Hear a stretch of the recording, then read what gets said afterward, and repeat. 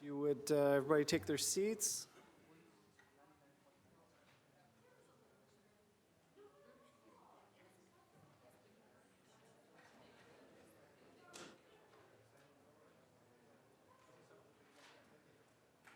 Thank you. I'd like to call this meeting to order. The General Issues Committee for February 10th, 2020. Members of the public are advised that our meetings are webcast live by the City of Hamilton and temporarily archived on the city's website. Other individuals and the media may also be audibly and/or visually recording this meeting. As well, a reminder that all electronic devices are to be switched to a non-audible function during committee meetings. Madam Clerk, are there any changes to the agenda? Yes, to you, Mr. Deputy Mayor. I just want to remind everybody to please make sure you're not on the stairs or standing on the ramp so that people can get through. So, through you, Mr. Deputy Mayor, added correspondence from Kevin McDonald respecting sidewalk snow removal. Delegation request. We actually have 4 that have been withdrawn. 5.8 from Craig Burley, 5.11 Paula Kilburn, 5.27 Janice Folk-Dawson, and 5.28 Bobby Barnett. We have added delegations. Kojo Damty, Hamilton Civic Centre for Inclusion. Leo Dragto, Disability Justice Network of Ontario. And I apologize in advance if I pronounce any names incorrectly. Arthur Gallant, Cameron Kretsch, Violetta Nikoslaka from the YWCA, Shelby De Silva, Mike Wood, Alex Murphy, Ian Borsick, Jason Burhill, Michelle Yu, Barry Conway, Margie Gould. Terry Wallace has, unfortunately, is in St. Peter's right now, but has sent a video to be played, so I can do that when Terry's name is called. Tanya Kerr, James Watson, Miriam Sager, and Geraldine McMullen. Thank you, Madam Clerk. So I have a mover and seconder to approve the agenda as amended. Moved by Mayor Eisenberger, seconded by Councillor Pearson. All in favor?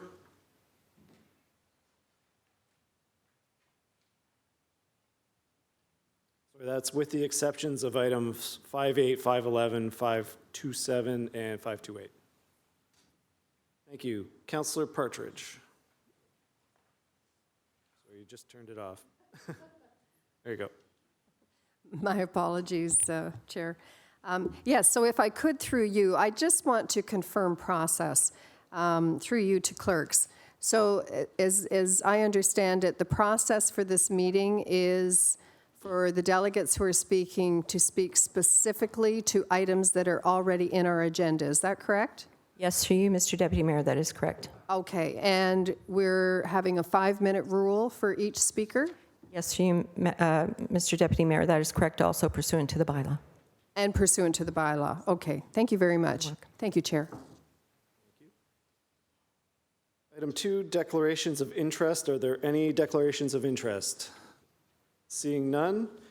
Item 4, correspondence. 4.1, correspondence from Kevin McDonald respecting sidewalk removal. I have a motion to receive the correspondence. Moved by Councillor Farr, seconded by Councillor Wilson. All in favor? Carried. Thank you. On to delegation requests. May I have a motion to approve the delegation requests 5.1 through to 5.33, electronic vote required.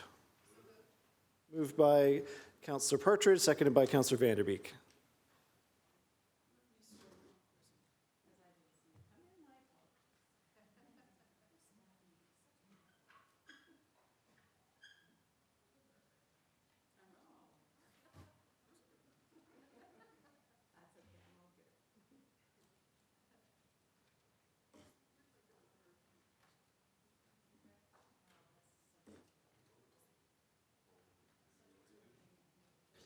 Thank you. So moving on to delegations, members of committee, we will receive all presentations together at the end of the delegations. And further to Councillor Partridge's clarification at the beginning of the meeting, all presenters do have a 5-minute time limit, and members of committee will then ask questions for clarification or further information from the presenter. And just a reminder to committee to please limit your questions to questions of clarification or further information. So at this time, I would like to call upon Ryan Tice, AVP Municipal Affairs, McMaster City Students Union.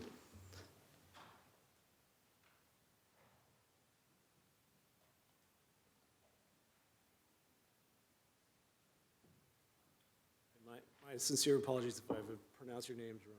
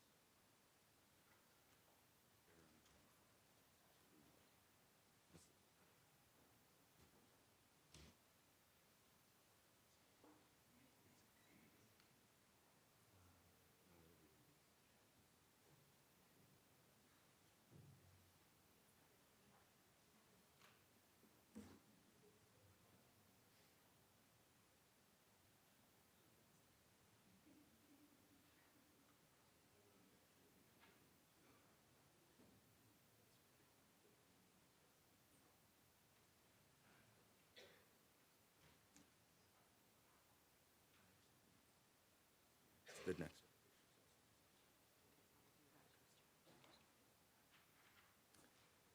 When you're ready, Brian, just introduce yourself, and Madam Clerk is just handing out your presentation. Did I put it full screen? Is it-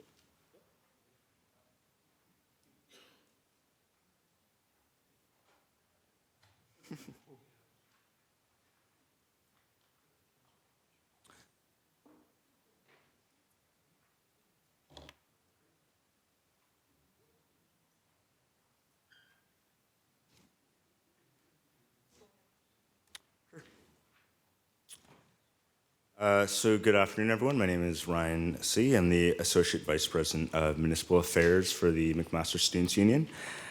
In October and November, the MSU shared our municipal pre-budget submission, and we met with 7 different city councilors to advocate on the student vision of Hamilton that's laid out in the document. So today I'd like to reiterate those priorities and highlight 3 of them in particular. So as you can see here, our submission contains 5 areas of focus. The first is transit, where we're calling for the elimination of area rating, as well as expanded summer service of the 5 and the 51 HSR bus lines. We have employment, where we're asking for the city to invest in an urban fellows program. Sustainability, where we support biweekly landfill waste collection. Accessibility, where we support the implementation of a citywide sidewalk snow removal service. And bylaws, where we're asking for the reduction or the elimination of the Ward 1 Enforcement Bylaw Officer Program. So today, first, I want to highlight our recommendation to invest in an Urban Fellows Program. The City of Hamilton's vision is to be the best place to raise a child and age successfully. And in order to achieve this, we need to make sure that young people can find good jobs in Hamilton. An Urban Fellows employment program would retain skilled students and recent graduates to work in what the City of Hamilton calls critical jobs. A program like this would not only retain talent, it would also improve the long-term economic outlook of the city by creating a smooth succession plan in important city departments like business and financial planning, communications, and program delivery. In 2018, the General Issues Committee asked staff to examine the feasibility of an Urban Fellows program. And so today we're asking city councilors to re-examine the creation of a Fellows program based on comparable programs like the City of Toronto program as well as the Province of Ontario program. Our next recommendation we want to highlight is our ask for improved transit in Ward 1 via expanded summer service on the 5A, 5C, and 51 routes. Currently, the 51 University route does not run during the summer months from April to August, despite thousands of students living in Hamilton over the summer. The lack of available bus service is an obstacle to students choosing to stay in Hamilton over the summer. It also decreases the quality of life for students who do choose to stay and contributes to a failure to connect them to key resources and services all across Hamilton. The MSU contributes millions of dollars to the transit budget every year because we recognize that transit is important and provides a hugely valuable service to students. As such, we're asking for the city to recognize the significance of student ridership by providing available, reliable transit year-round. The MSU does understand that transit improvements come with significant financial costs and that many areas of Hamilton also desperately require improved transit. To that end, we also stand with the members of the Hamilton Transit Alliance in calling for the elimination of area rating. And we believe that this will increase transit investment and provide a well-integrated HSR service with a robust ridership right across the city. Lastly, the MSU is asking the city to seriously consider options for implementing a snow removal service, such as the proposal brought forth by Councillor Nan to target heavily used sidewalks for snow clearing. As shown by the Disability Justice Network of Ontario's Snow and Tell social media campaign, the current system for snow removal routinely results in unsafe walkways, as you can see here. It even results in sidewalks that are uncleared and so that people can't even access bus stops in our transit system. This is an issue of accessibility and equity fundamentally. Snowy and icy sidewalks are a dangerous obstacle, especially for seniors, people with disabilities, and children. In Sweden, under a gender-balanced approach, sidewalks, bike paths, and walkways to transit are prioritized for snow clearing because it's recognized that women walk and use transit much more than men, and this has been a very successful and highly lauded approach that they've taken there in many municipalities. If the city is to truly adopt an equity, diversity, and inclusion lens, we must take a similar approach. Right now, the city's lack of action towards uncleared sidewalks has a profoundly negative impact on those who, as a result of this, cannot walk to the grocery store, get to the bus stop, or onto the bus, or even leave their home. The city has no problem clearing the road because we know the importance of roads as a transportation infrastructure. We also clear the bus stops because we invest significant money in transit and our transit infrastructure. And so we're asking City Council to place the same value on sidewalks. So that's the end of our delegation today. So we thank you for the consideration of investing in talent, talent retention, transit, and accessibility in Hamilton. I'd be happy to take any questions if you have. Thank you for the presentation. I have a question from Councillor Wilson. Thank you, Chair Danko. Thank you, Ryan. It's always good to see you. For the record, I greatly appreciate the advocacy that MSU does on the part of undergraduate students at McMaster. A necessary voice and a very effective tool for letting me know as the Ward 1 representative what some of those experiences and priorities are. So thank you for taking time out of your day. I know everyone is knee-deep in midterms right now, so I really appreciate your time. If I may, first of all, I really value your advocacy for bi-weekly waste pickup.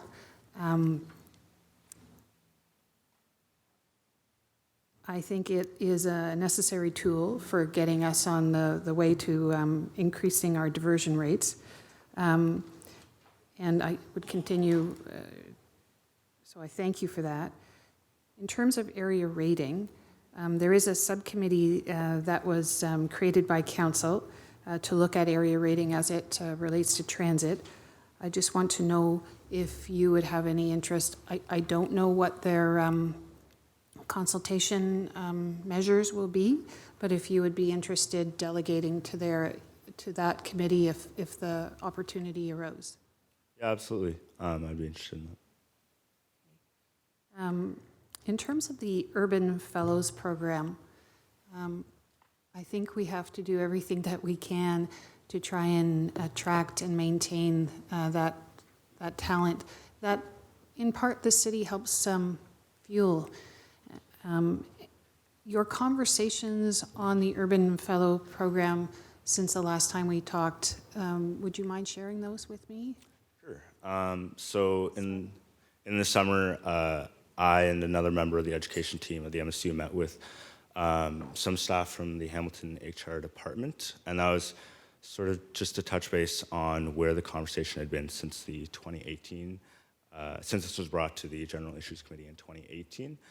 So essentially, the conversation there was that there was a lack of structure in place to support the program, as well as they didn't really know what jobs it would target, such a program would target. So we haven't really progressed beyond that meeting that occurred in the summer and also the beginning of the school year this year. Okay, thank you. Well, I'm certainly, and I think this council is certainly interested in student employment and keeping that talent here. So I think that's something that I will touch base with staff. It's in our best interest to do so. I wanted to talk to you, get your feedback on your reference to rental licensing. Why is that? an issue for the MSU. Sorry, Counselor, we're trying to keep this to budget Okay, thank you, sir. specific. I just misread my own note.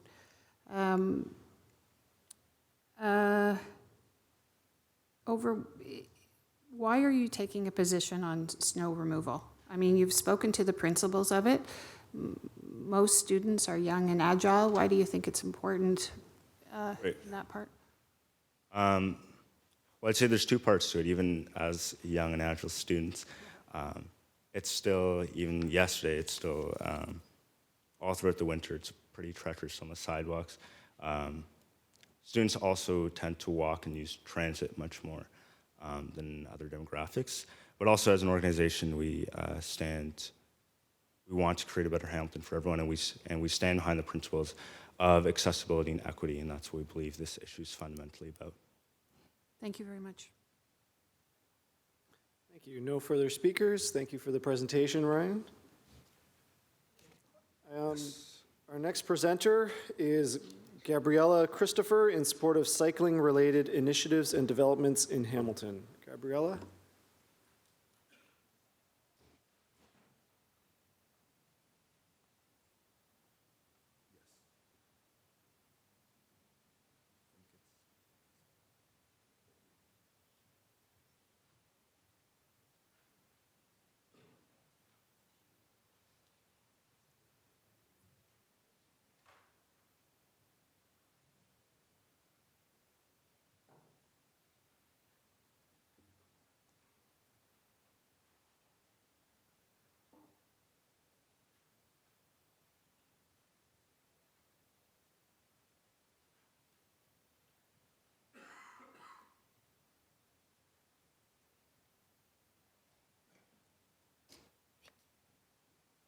Just please introduce yourself, and then the floor is yours. Hi, my name is Gabriella Christopher. I'm a third-year McMaster student and City Lab Semester in Residence alumni, and I'm here to discuss the importance of prioritizing safe and accessible cycling infrastructure for all ages and abilities within the 2020 budget. I hope to demonstrate the benefits and importance of planning for and investing in a connected cycling network in Hamilton.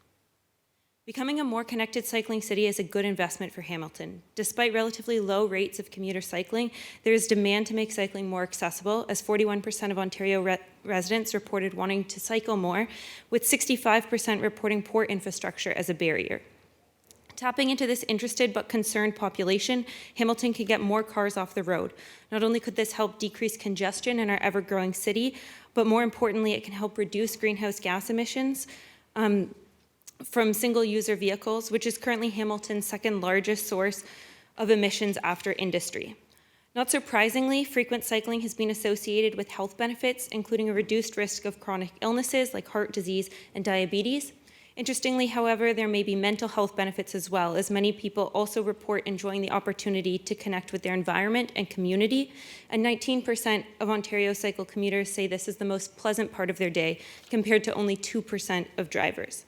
Supporting cycling also benefits local businesses. Studies in New York and Toronto, among others, have demonstrated that following the addition of a bike lane, local retailers reported a significant increase in sales. With this in mind, citywide efforts to support cycling transportation for all ages and abilities contributes to the city's vision to raise a child and age successfully within the context of our 7 strategic priorities.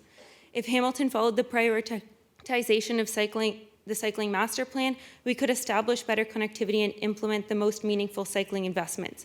However, there are other things the city can be doing right now to support the city's goals around sustainable transportation through cycling. Hamiltonians understand the importance of this multifaceted approach to improving the city's cycling and have emphasized the importance of connecting origins and destinations, connectivity, easy navigation, accessibility, and safety for all ages and abilities. These improvements can be brought forth through the Council's support of infrastructure, policy, and social initiatives that improve cycling in Hamilton. I hope these can be kept in mind to inform the 2020 budget decision in these areas. Firstly would be to invest in better infrastructure. For example, an easy and tangible ask is to improve the protection of existing bike lanes in accordance with the NACTO guidelines. Can you imagine taking a young child to bike on a lane that is only protected from a transport truck by a thin painted line or plastic knockdown sticks? Furthermore, research shows that women who are currently underrepresented as cyclists are more likely to be prevented from cycling by a lack of protection. Addressing this concern can make cycling transportation more equitable. If we want to be an 880 city, protected cycling routes must be part of Hamilton's plan.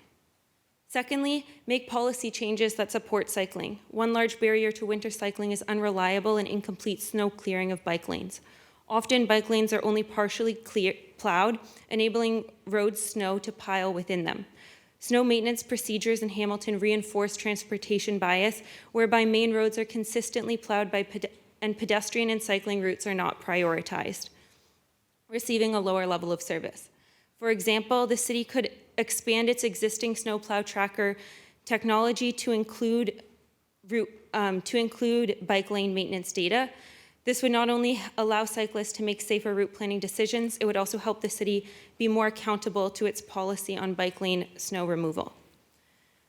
The city could also help support cycling by acknowledging it as a legitimate form of transportation, the way the market currently supports drivers by validating free parking.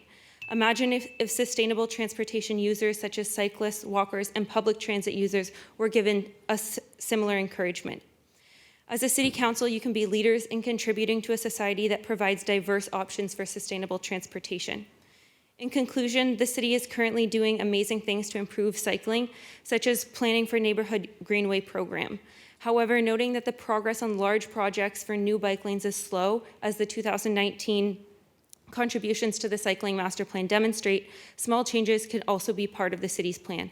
As you go forward with future budget decisions, I urge you to consider how integration of cyclist considerations can make the city more accessible for cyclists of all ages and abilities.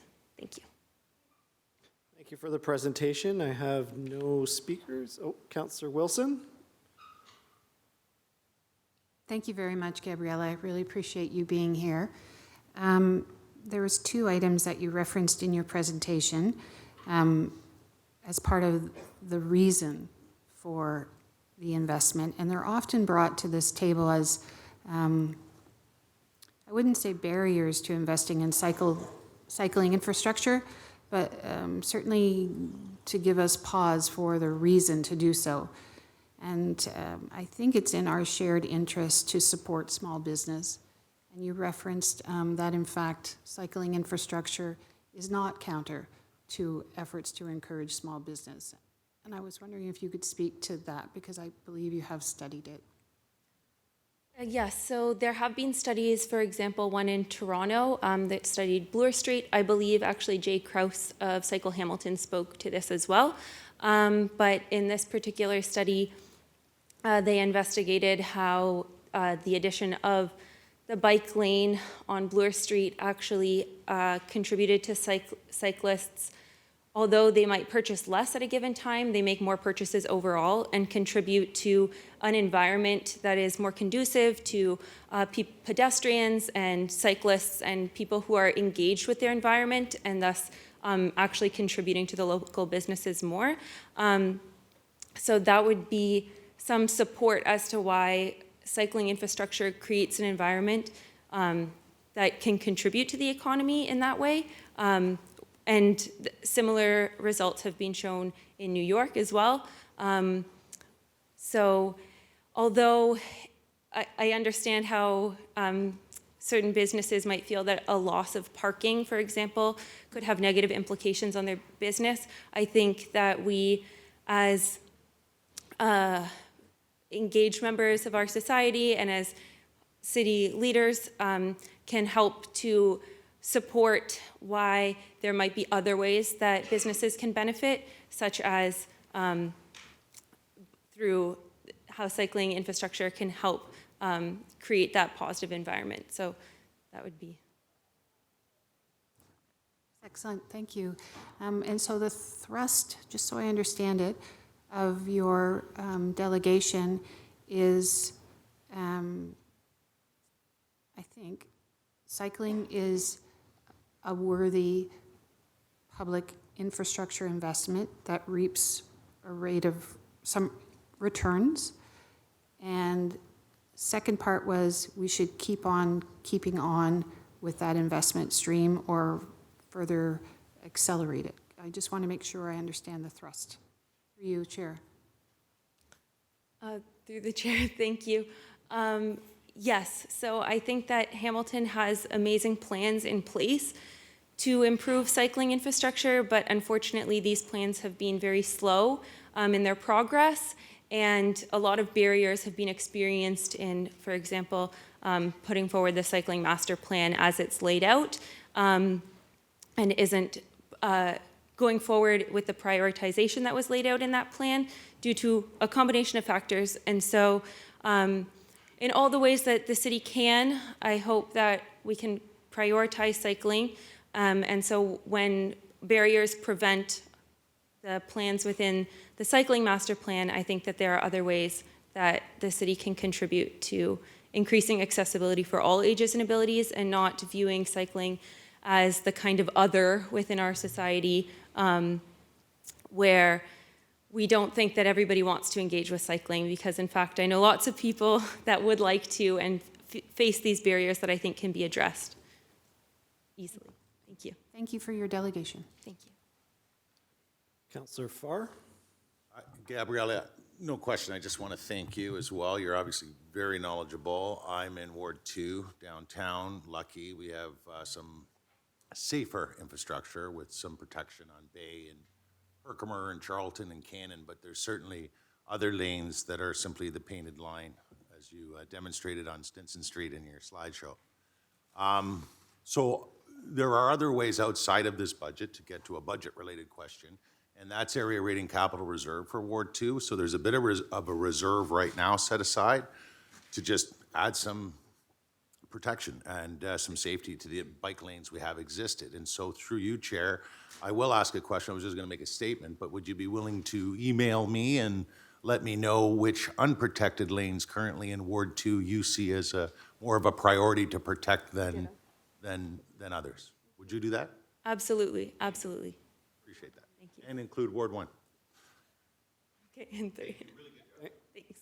Thank you. I have no further speakers on this issue, so thank you for the presentation, Gabriella. Thank you. Next, we have item 6.3, Jennifer Vermeer from Stop Violence Now, respecting the need for more police liaison officers to assist with rising school violence. Jennifer Vermeer?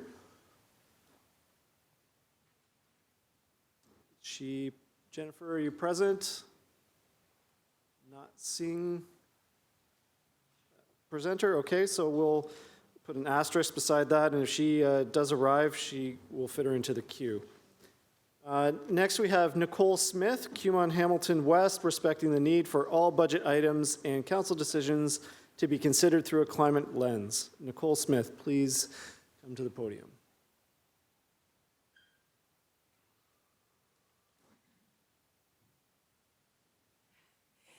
Thanks very much, Mr. Deputy Mayor, Mr. Mayor, councillors, and Hamiltonians.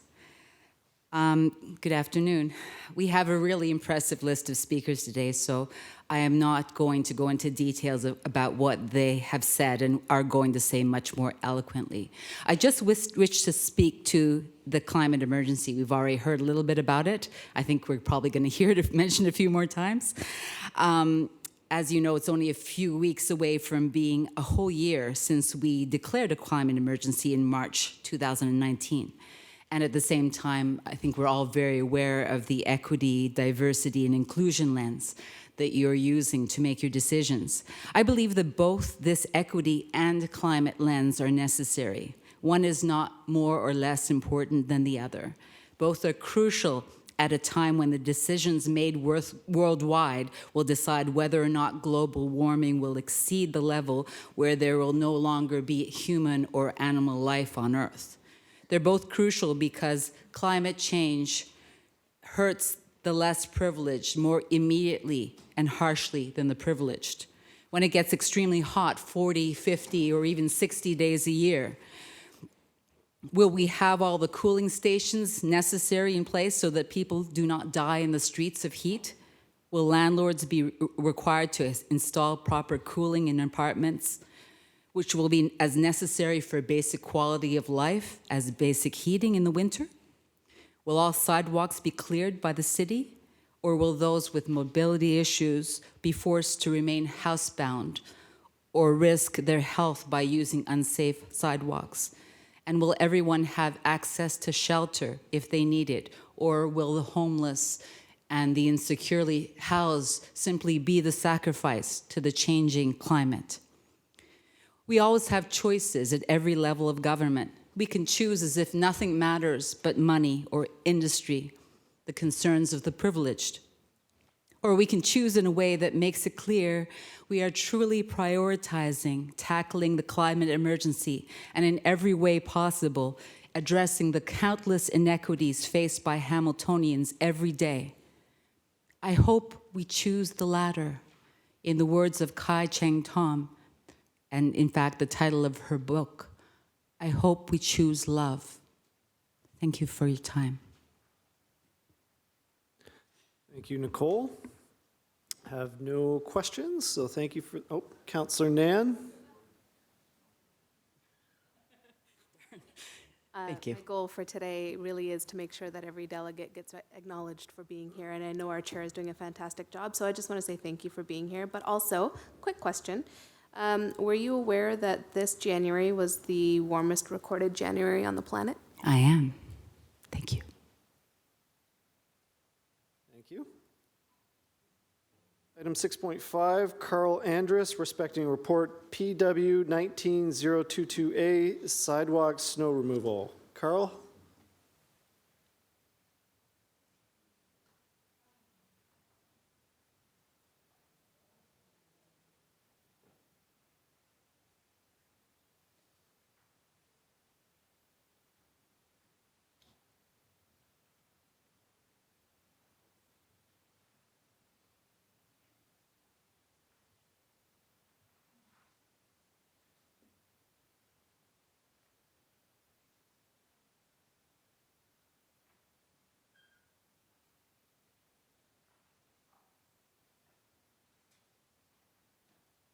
Just introduce yourself, Carl, and then the floor is yours. As soon as you're ready.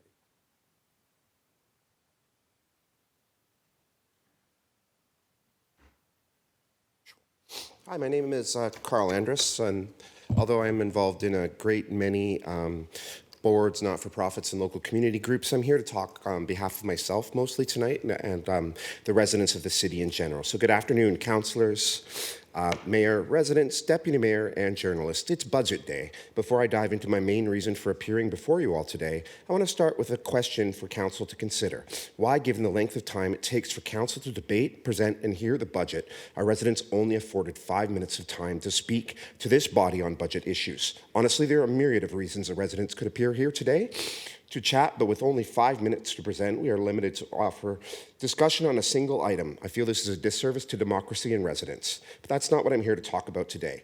Nor is it the need for the city to be a living wage provider, nor is it the HSR budget I normally speak to, which is finally seeing some gains in terms of real investment and ridership growth. Although I continue to think transit is underfunded, this council is making progress, and I would be remiss to not thank you all. The real reason I'm here today, as many other concerned residents are, is to talk about snow removal. This is an issue of particular interest to me. Thank you so much.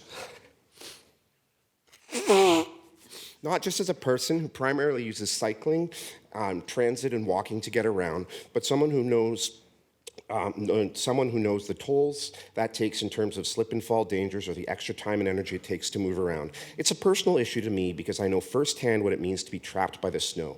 Years ago, I was seriously injured in an automobile accident. This left me stuck in a wheelchair for months, crutches for many months longer. It happened during winter. And for days and weeks at a time, I could not get feet from my front door. The current snow removal bylaw is almost completely unenforceable, leaving large sections of the city impassable to those with mobility issues.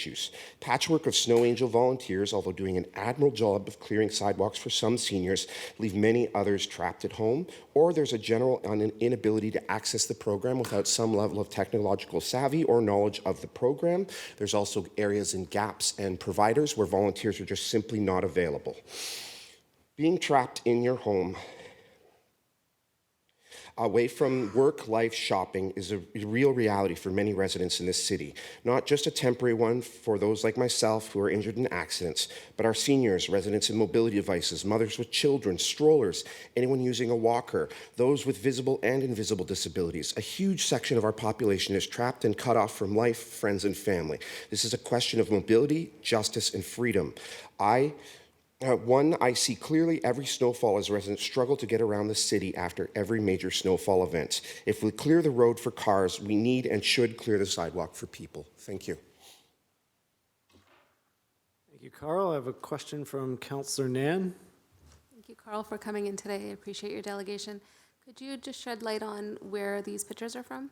Yes, I can. So part of the city? these are west on the walker with the elderly woman walking down the street is West Avenue. The other one is on Main Street to the far left.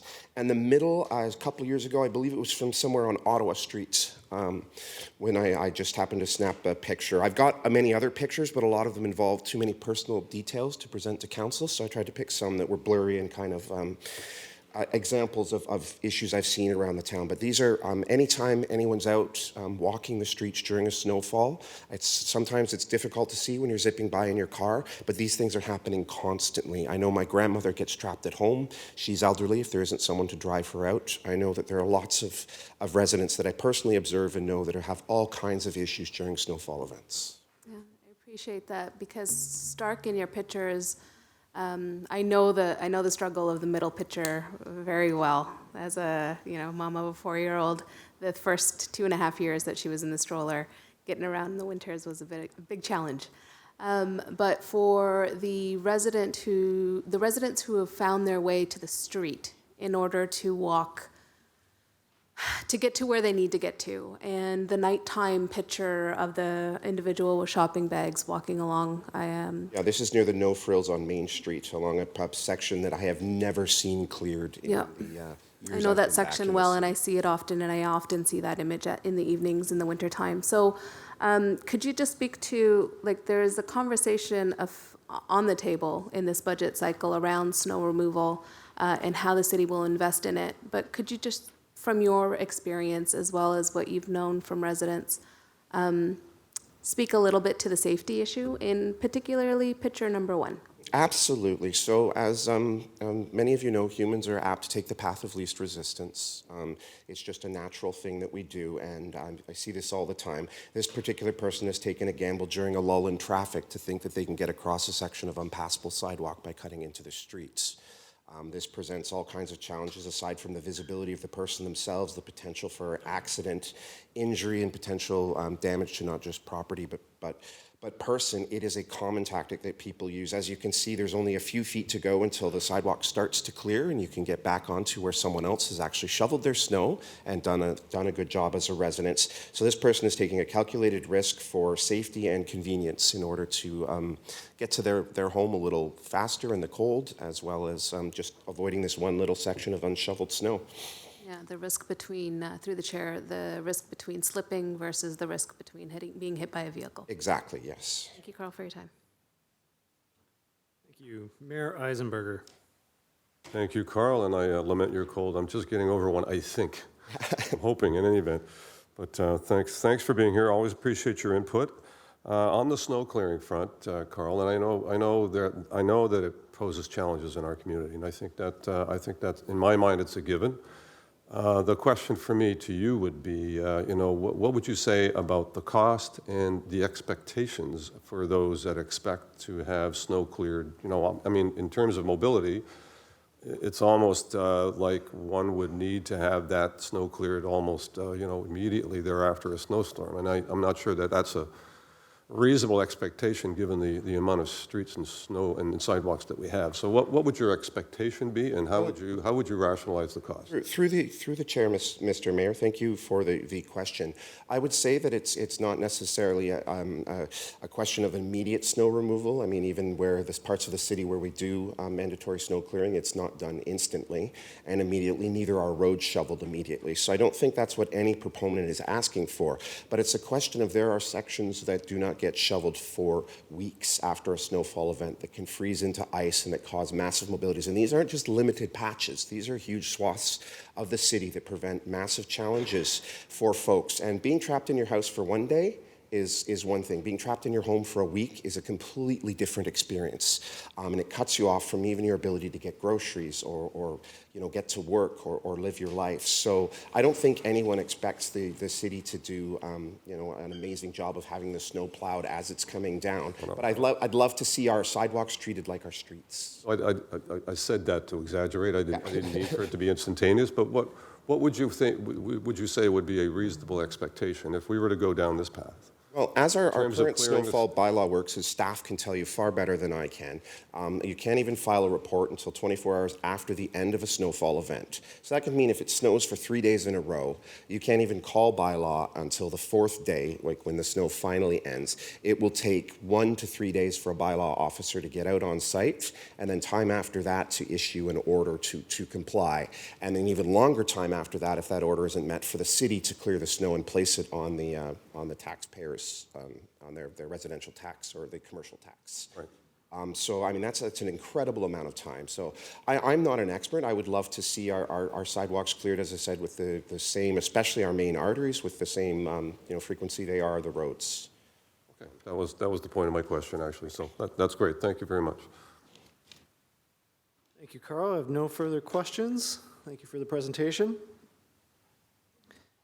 Next, item 6.6, we have Sarah Jama from the Disability Justice Network of Ontario, respecting report PW 19022A, sidewalk snow removal. Sarah, if you'd make your way to the podium.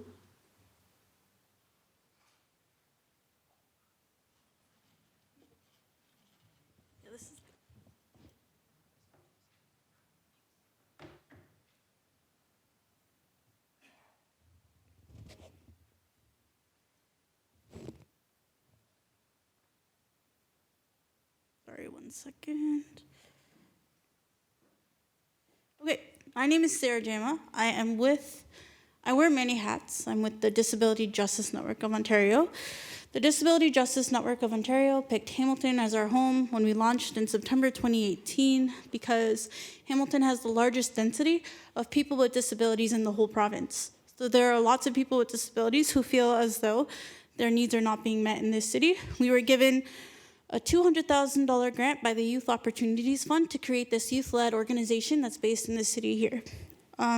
We also recently received a $100,000 donation and are moving toward incorporation in this year. The reason we're here today is because many of our youth, as part of the Campaigns Committee and our Youth Action Council with the Disability Justice Network of Ontario, identified snow removal to be a huge everyday barrier that impacted a lot of our young people. Many of us use mobility devices, and myself included, get stuck in the winter on our way to work, on our way home, or just doing our daily tasks. So we put together a social media picture, created a hashtag Snow and Tell, and we're overwhelmed with the impact of people across the city of Hamilton sending us pictures of them also being stuck in the snow. So we realized it was a huge issue. And with the support of Councillor Nan and Councillor Farr, a motion was moved to consider snow removal in this budget cycle.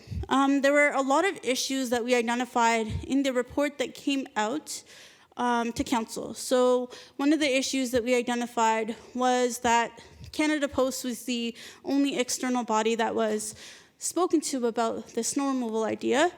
And instead of a pilot project, which is what we were initially pushing for, to be investigated around snow removal in our city, the report presented 3 options. So we're pushing for option number 3, 100% of snow removal, just because we don't think that this is an issue that can be compromised on.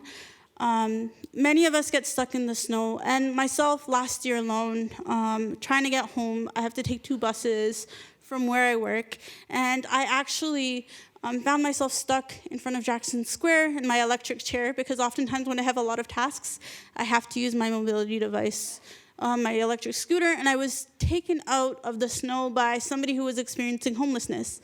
And for me, it's it's a scary thing to not know who I'm going to rely on to pull me out of the snow. Sometimes I'm just by myself, and you kind of have to sit there and wait until somebody is able to get you out of the snow. And that's not always the case, depending on what time of the day or night you're stuck in the snow. And I am somebody who has given so many hours to the city of Hamilton in terms of my advocacy and volunteer work. And yet, for me to feel as though I don't have control over my day-to-day because of a decision that you guys can make here today is scary. There are so many other issues on this budget that I have, but I'm sitting here today with my friends and family to talk about this issue because it actually puts my personal safety at risk and the safety of my team members at risk. Other issues with the report that we had as it was presented is it didn't really specify the cost analysis in an accessible way. So snow removal will cost $15 per resident. So when I was meeting with Councillor Tom Jackson, I met with as many of you that would take my meetings. Some wouldn't take my meetings, but that's okay. Tom Jackson was like, what? I thought it would be $50 per resident.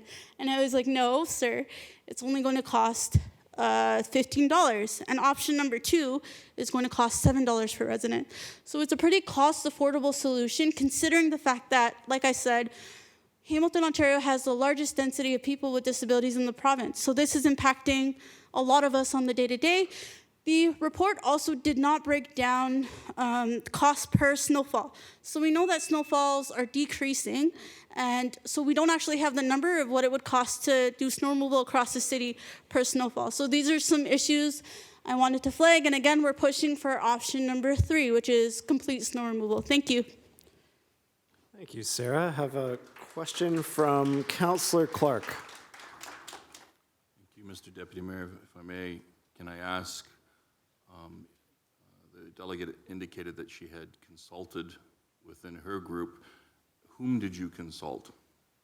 So members of our Youth Action Council and our campaigns committee before we launched the campaign. But there have been a lot of other residents, so if you go on Twitter and follow our Snow and Tell campaigns, who had emailed in or tweeted directly at us with their experiences. So you can find that all online. Okay. And the next question, Mr. Deputy Mayor, if I may, did you look into what other municipalities have done with regards to snow clearing of sidewalks? So Halifax has also had a pilot project, and I believe in the report it had numbers with regard to partial snow removal done in London and the City of Toronto as well. Thank you. Appreciate you being here today. You guys mind if I sit? I'm going to sit. I have no further questions, so Okay. thank you for the presentation, Sarah. Next, we have item 6.7, Tassim Hussain from the Hamilton Center for Civic Inclusion, respecting report PW 19002A, sidewalk snow removal. When you're ready, just introduce yourself and the floor is yours. Good afternoon, everyone. It's a pleasure to be here today. My name is Tassim Hussain. I'm a placement student at the Hamilton Center for Civic Inclusion. For anyone not familiar with our work, we are a community organization with a mission to create an inclusive and welcoming city. We focus on creating ways of ensuring that all Hamiltonians can fully participate in the civic life of the community. Today, I'm here to discuss an issue that significantly impacts full participation for residents in the city, and that is the lack of effectual sidewalk snow removal.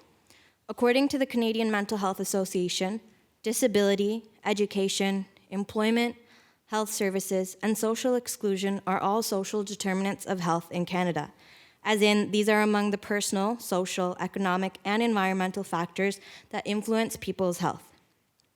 Sidewalk snow removal has the potential to impact all of these areas, resulting in positive or negative health outcomes.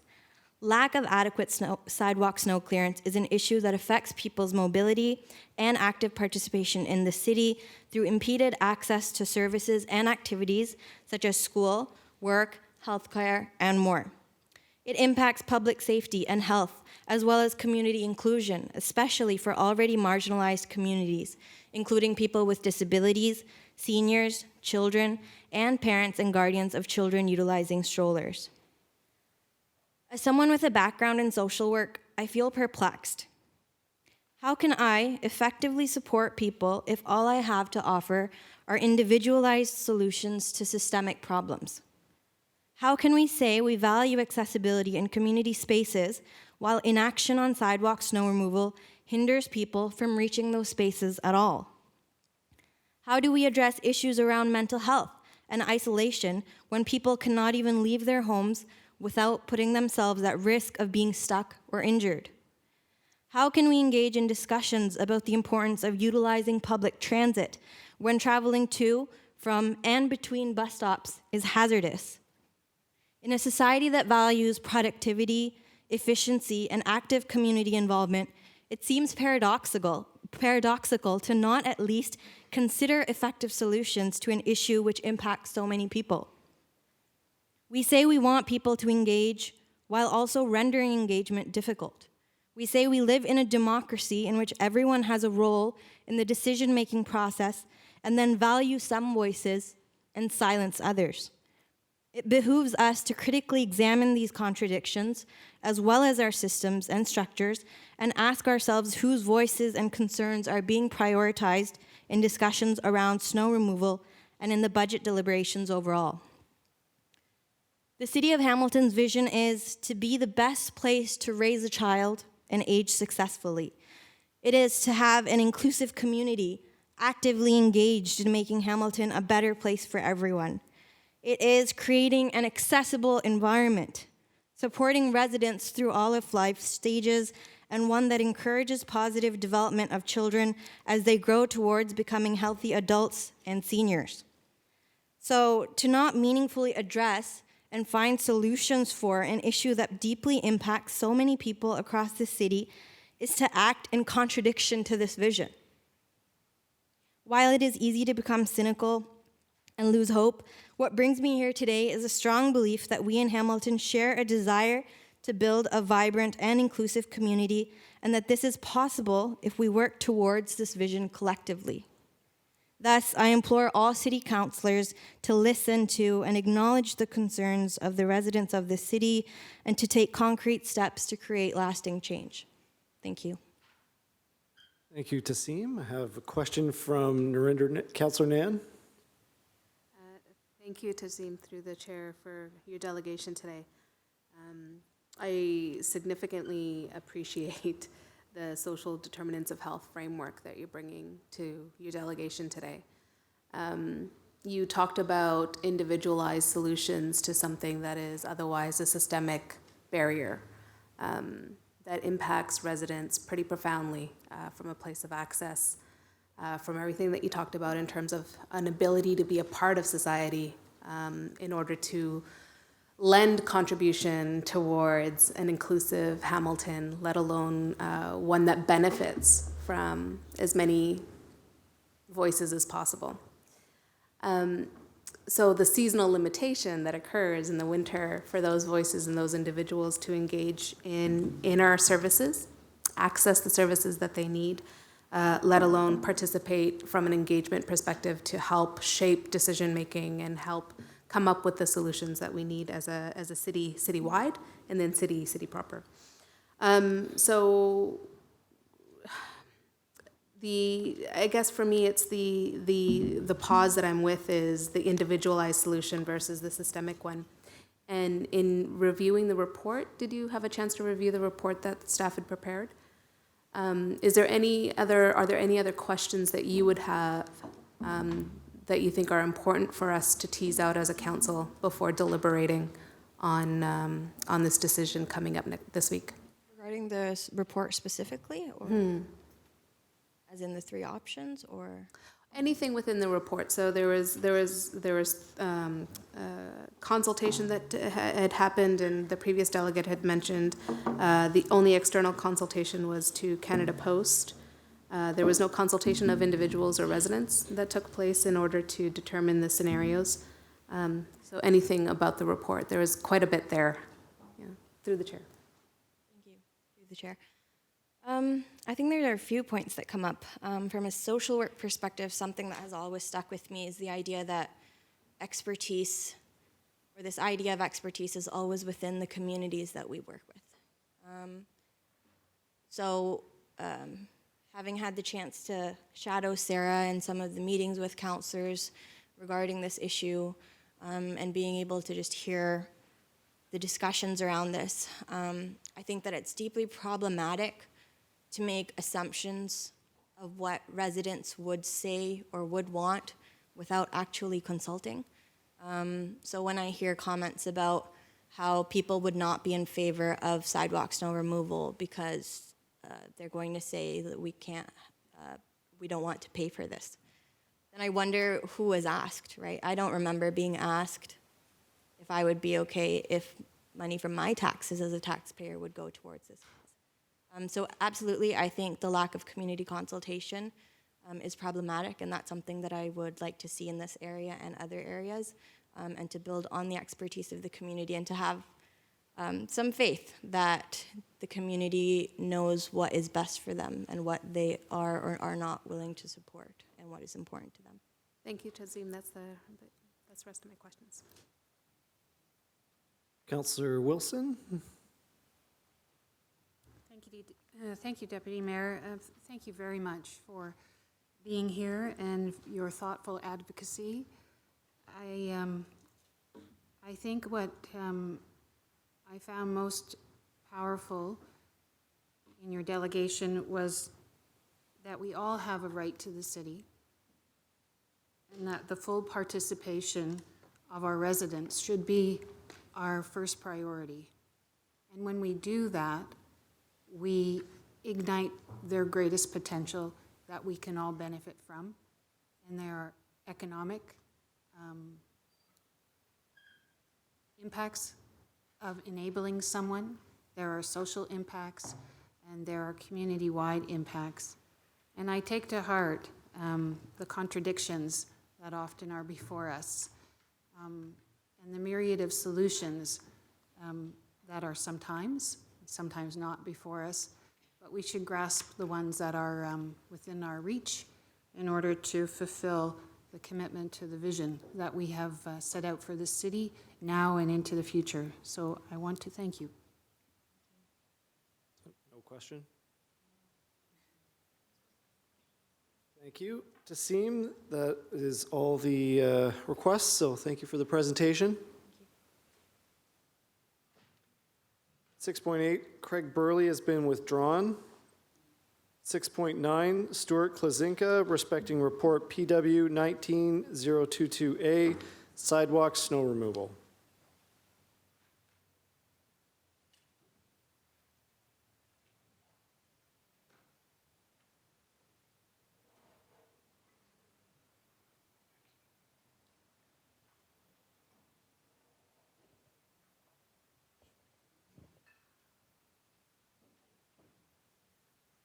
Good afternoon, Council, members of the gallery. My name is Stuart Klazinga. Thank you for giving me the opportunity to present to you today. The goal of my presentation is to show some people's lived experiences of dealing with inadequately cleared sidewalks. The slides consist of tweets, some with pictures, some with messages the posters have given me to deliver directly to you. This slide shows a picture from Maine and Emerald. Vehicles were able to get around with no issue, but the small amount of snow on the sidewalk made it unsafe for this person in a wheelchair, whose only option was to use the road. Kaylee lives in Toronto. Her parents live in Dundas. Last year, she slipped on an icy sidewalk and was knocked out. She's facing possibly lifelong cognitive problems as a result of her post-concussion syndrome. She's terrified of walking this winter. She wants you to know that snow clearing is an accessibility issue and that she is living with the consequences of pedestrians being second-class citizens next to people who drive. Jessica's tweet shows pictures of the sidewalk on Jackson Street right behind us, a sidewalk that she uses often. The sidewalks were clear, but she wonders how people can be expected to overcome the mounds of ice along the edges. She says that clearing sidewalks is a necessity and a safety issue for all communities. Teresa is a registered nurse at Hamilton General with 30 years of experience. After a total knee replacement surgery, she had to use a walker to get to a physio appointment. It was 48 hours after a snowfall, and getting there would have been impossible if she needed to take the bus. Her experience seeing this issue with mobility impairment was frustrating, and it's not easy, she says. She realizes how much she takes for granted climbing over snow mounds or walking on uncleared sidewalks.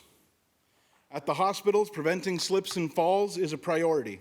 She ensures that patients have dry, obstacle-free floors. She says that by not clearing sidewalks, the city fails to ensure this same safety for pedestrians. EJ is a homeowner in Strathcona. EJ slipped on ice on city property, breaking 3 bones in their ankle. They've been in a cast and using crutches for 2 months.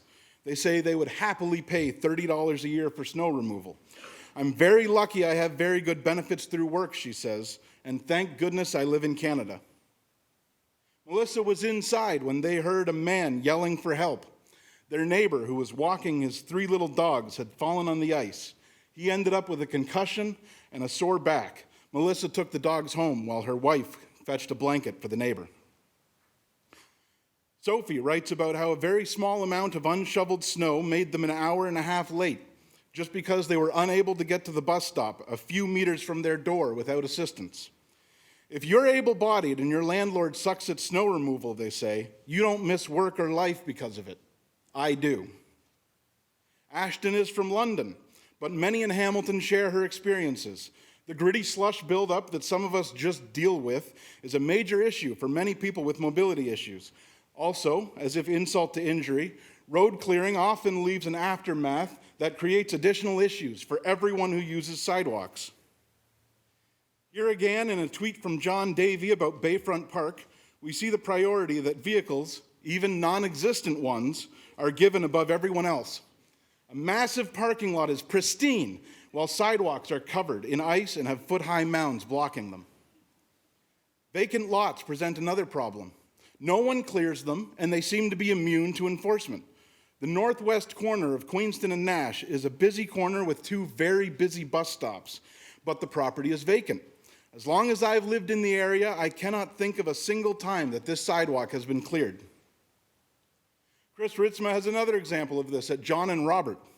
He suggests that fines don't work because it means vacant properties still don't get cleared. He says he slips, trips, and he falls, and yet he's even able-bodied. These examples aren't even vacant. Developers get away without clearing their sidewalks, even blocking them entirely, and unowned city property is left uncleared for weeks. And eventually it just results in sometimes up to a 2-inch thick sheet of ice on the sidewalk. And lastly, I'm sure that everyone is familiar with Graham Crawford's work. Graham points out our city's stated vision, to be the best place to raise a child and age successfully. He goes on to point out that 18% of Hamiltonians are over the age of 65, and 16% of Hamiltonians are under the age of 14.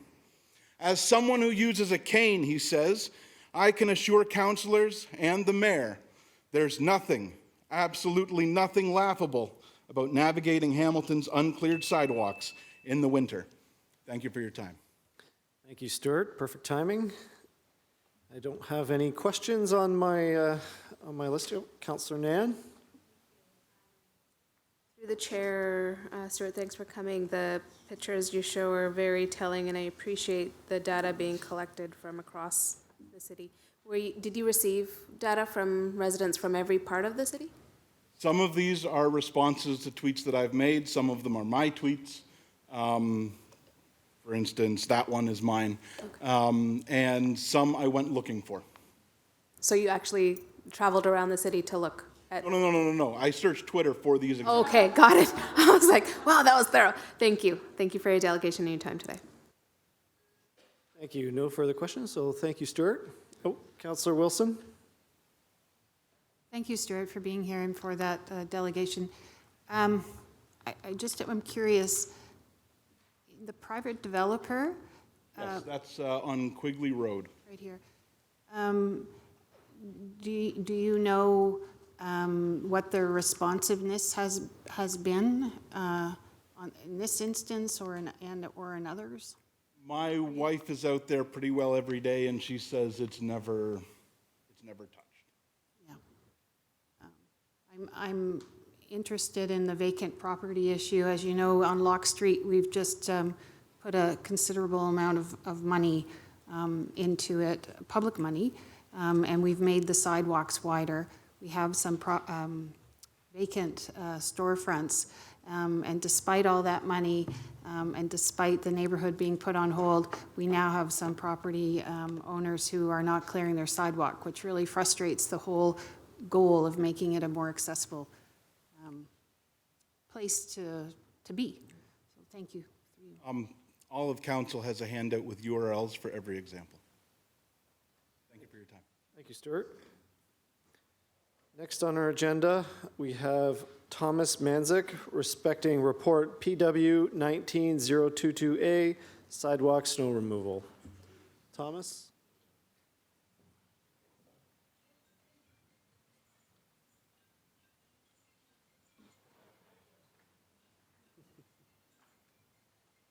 Your Worship, council members, thank you for giving me the opportunity to speak. My name's Tom Manzik. I've been a chiropractor in Ward 4 for nearly 40 years, now retired due to my own disability.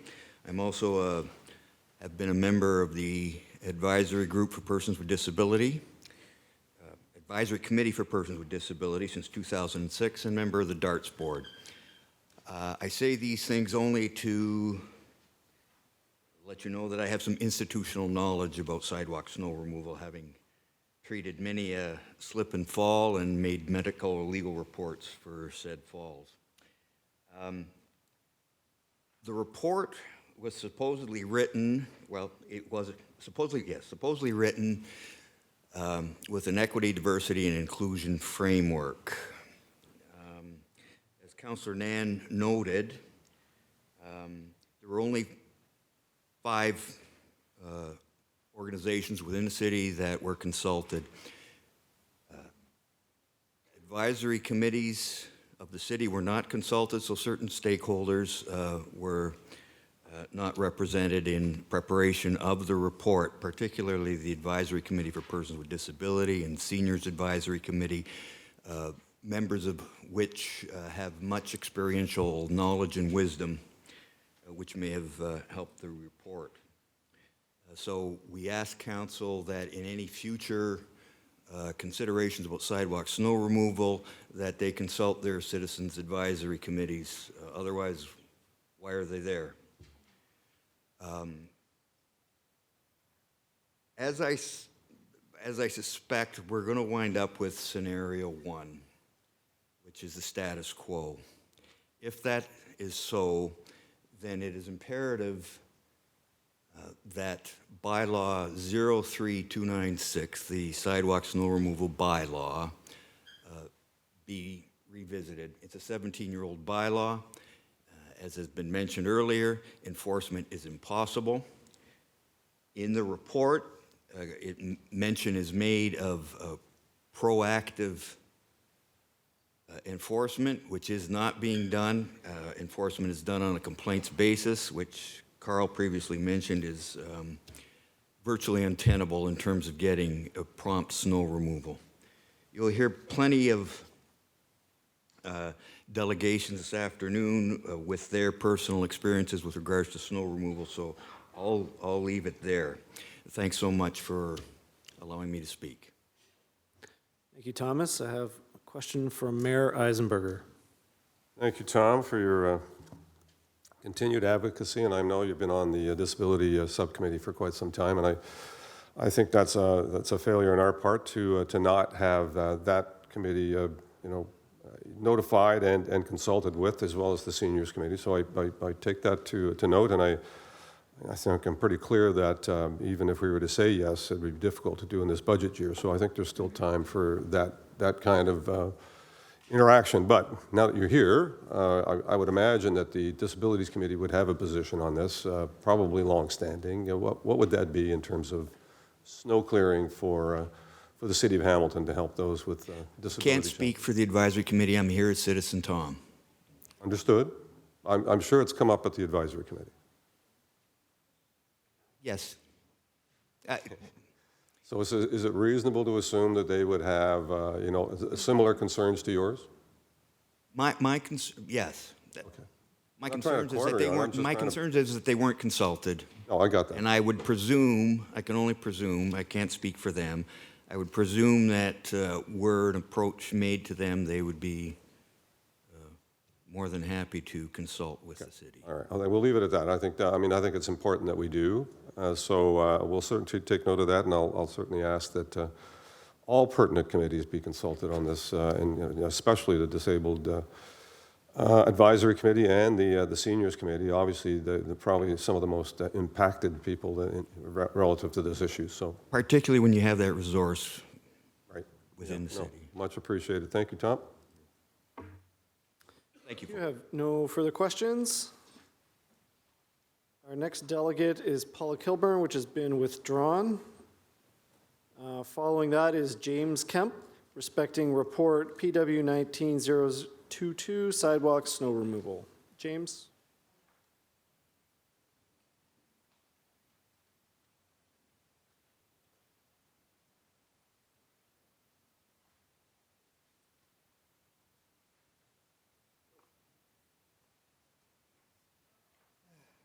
Good afternoon, ladies and gentlemen. My name is James Kemp, and I am disabled. I'm a member of the Advisory Committee for Persons with Disabilities, but I am speaking to you today as a private citizen.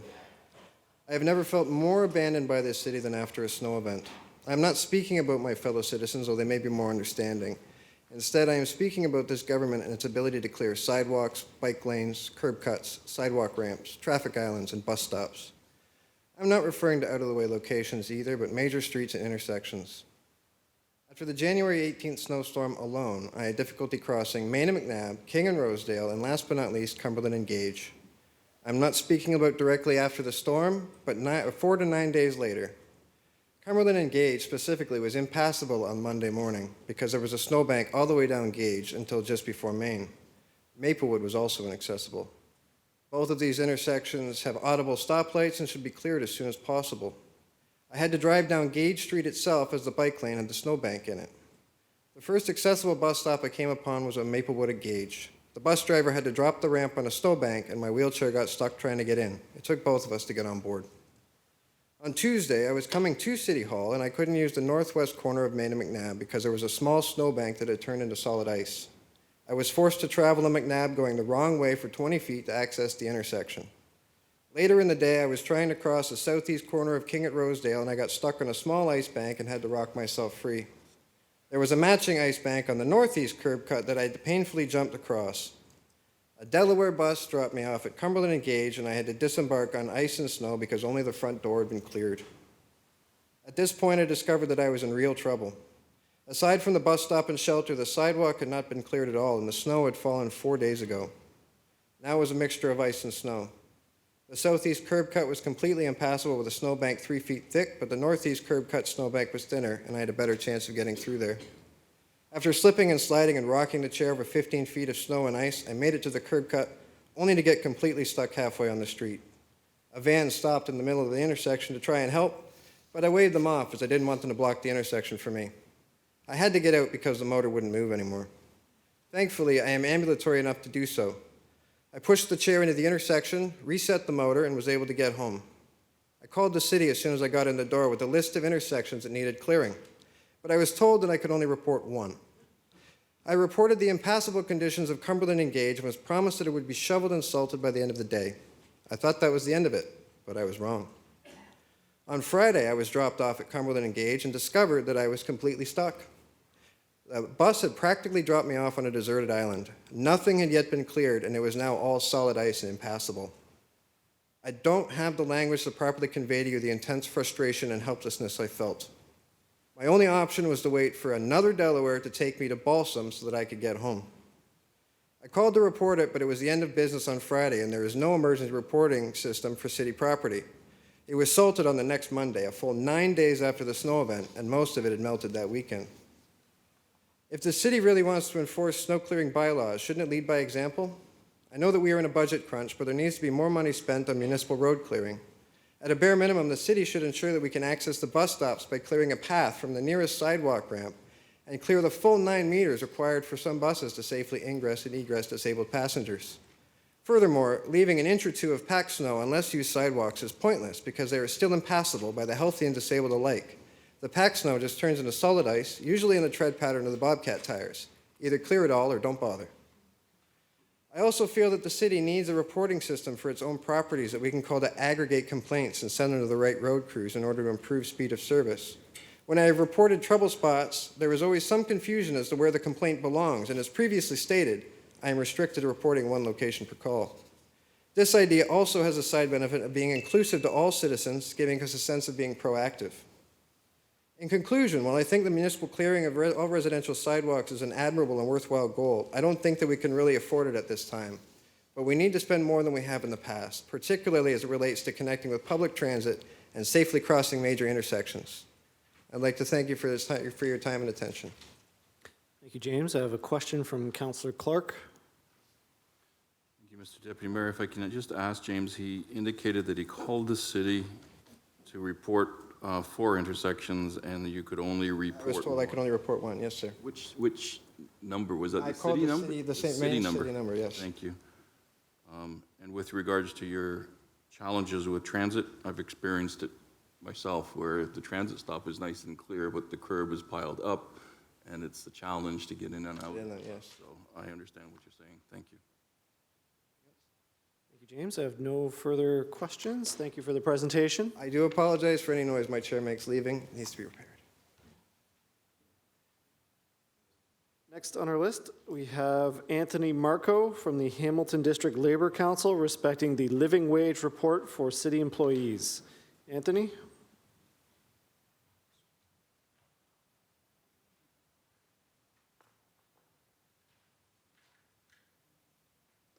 Hey everybody, good to be here in front of you again and speaking to you. I thank you for the opportunity. It's been a whole year since I was up here talking to you about living wage, and I know that the report that was asked for last year has come back up again, and so I thought that I'd come back and try in a little bit of a different way and try and frame it maybe in a little bit of a different perspective, in a different context. I know that many of you in this room are very protective and see yourself as stewards of taxes and how much people are paying and how much people are forced to pay. So I'm hoping that I can find a way to frame that maybe gets around some of those concerns.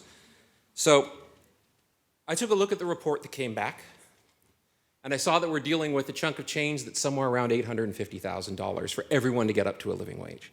Now, I'm not a math teacher. I'm actually an English teacher by trade. That's my full-time job. So I did some calculations based on some information that I got from last year's budget and from this year's budget, and I found out that there was around 252,000 rate-paying properties in Hamilton. I didn't know the number, but I took a percentage that was told last year where it said $88 a household and it cost us this much, and so figured out the math myself. I hope I'm not that far off. If we were to take that entire $850,000 and average it out per ratepayer, that's $3.50 per household to make sure that city employees are paid a living wage. Now, don't get me wrong, I know that things add up. But I know that as I look around the horseshoe here, if I came to any one of you individually and said, there's a couple hundred workers in this city, and I'm trying to get them paid up to a living wage so that they're not in a situation where they're living in poverty by making a full-time wage, can you help me out by giving me $3.50? I think most of you would do that. I think probably all of you would do that. Some of you might give me even more. 42 cents a month. I think the question is, if everyone around this table would do that, and we are stewards around this table of the taxes, why would you take that opportunity away from your constituents? Wouldn't you think that the constituents you represent would want to do that as well, would be happy to do that as well? I hear a lot of complaints when I watch city council meetings, and I'm one of those people who actually watches the streams and watches city council meetings, and I hear a lot of talk about provincial downloading of public services, and we've heard that with regards to public health and with regards to other things as well. The social determinants of health are being not in poverty, and that's one of the key things. And if we can help to raise people out of poverty, what do you think is going to happen with those costs that are being downloaded onto us? they are going to be reduced as well. And I know, don't get me wrong, that we're talking about a couple hundred employees at the city level. But this, as a city, we are a benchmark, and we will encourage other people to do so as well on an institutional level. And I know that I came up here last year, and when I was talking, I probably came up here in a little bit more of an accusatory tone than maybe I have in the past, and I'm trying not to do that this year because I came to a realization a couple of days ago as I was getting ready to come here and speak to you that while you have the vote, I'm these people employer as well. Every single person in this city who pays their salary is their employer. And I'm happy as an employer of these people to pay $3.50 a year to make sure that they're being raised out of poverty because I feel a responsibility towards them. They're city employees. I've lived in this city my entire life, 51 years now. And I feel like it's a worthwhile investment to make sure that that happens. So I don't have a vote, but you do. I'm hoping that even though it's one of those years, like every single year, we keep kicking the ball down the field, next year, oh, the budget this year is too tight, next year we'll think about it. I understand that. At some point, the rubber's got to hit the road. By the way, I know that the report that came back talked about Ontario cities. New Westminster, BC, $19 an hour minimum wage, living wage. They've had it since 2011, including all contracts, all procurement. Every subcontractor has to adhere to that. So they are cities in Canada where this is working. 42 cents a month, $3.50 a year to have that done. If I went around the table, I know you would offer, I got $5 right here. I'd do it right now. I would suggest that most people in this city would do it right now. I'm asking you to think about it from that perspective. I'm trying to offer a different context. And I hope that when you think about living wage in this budget, instead of kicking it down the field, even though it's a tight budget, we can find the money to make sure that our employees are being helped out of poverty instead of being kept in poverty. Thanks for your time. Thank you, Anthony. I have a question from Councillor Nan. Through the chair, thank you, Anthony. And I appreciate the shift in your presentation this year on living wage versus last year. And it's not a comparator, but I just appreciate the way that you've broken it down. Did you have a chance to review the public report that was tabled at the last GIC meeting? I did take a quick look at it, and I saw that there were several options. As far as I'm concerned, and it should be of no surprise to anybody coming from a labor organization, the option is to get everybody paid up to a living wage. I understand that there were options to ease it in. Phase in over 3 years? To phase it in, and I understand that if that's the direction that people want to go in, it's better than not doing it at all. I would assume that while there were many crossing guards that were very happy last year at the one step that was taken with regards to living wage, there were a lot of other workers in the city who probably didn't feel that as well and wondered, if a crossing guard is getting a living wage, why am I not getting a living wage? So last year, when you were here, you spoke a little bit about the impact of living wage to part-time workers, seasonal workers, and the perception, and I think often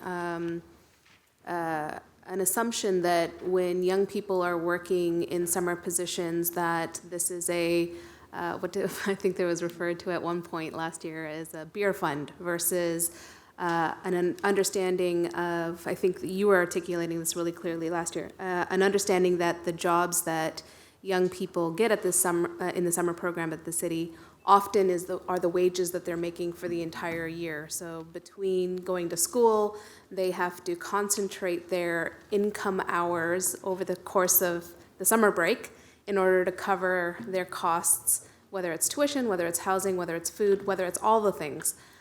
So any new information from that perspective in what your assessment about us moving towards a potential phase-in, which I thought was a considerate consideration for us to pursue in light of.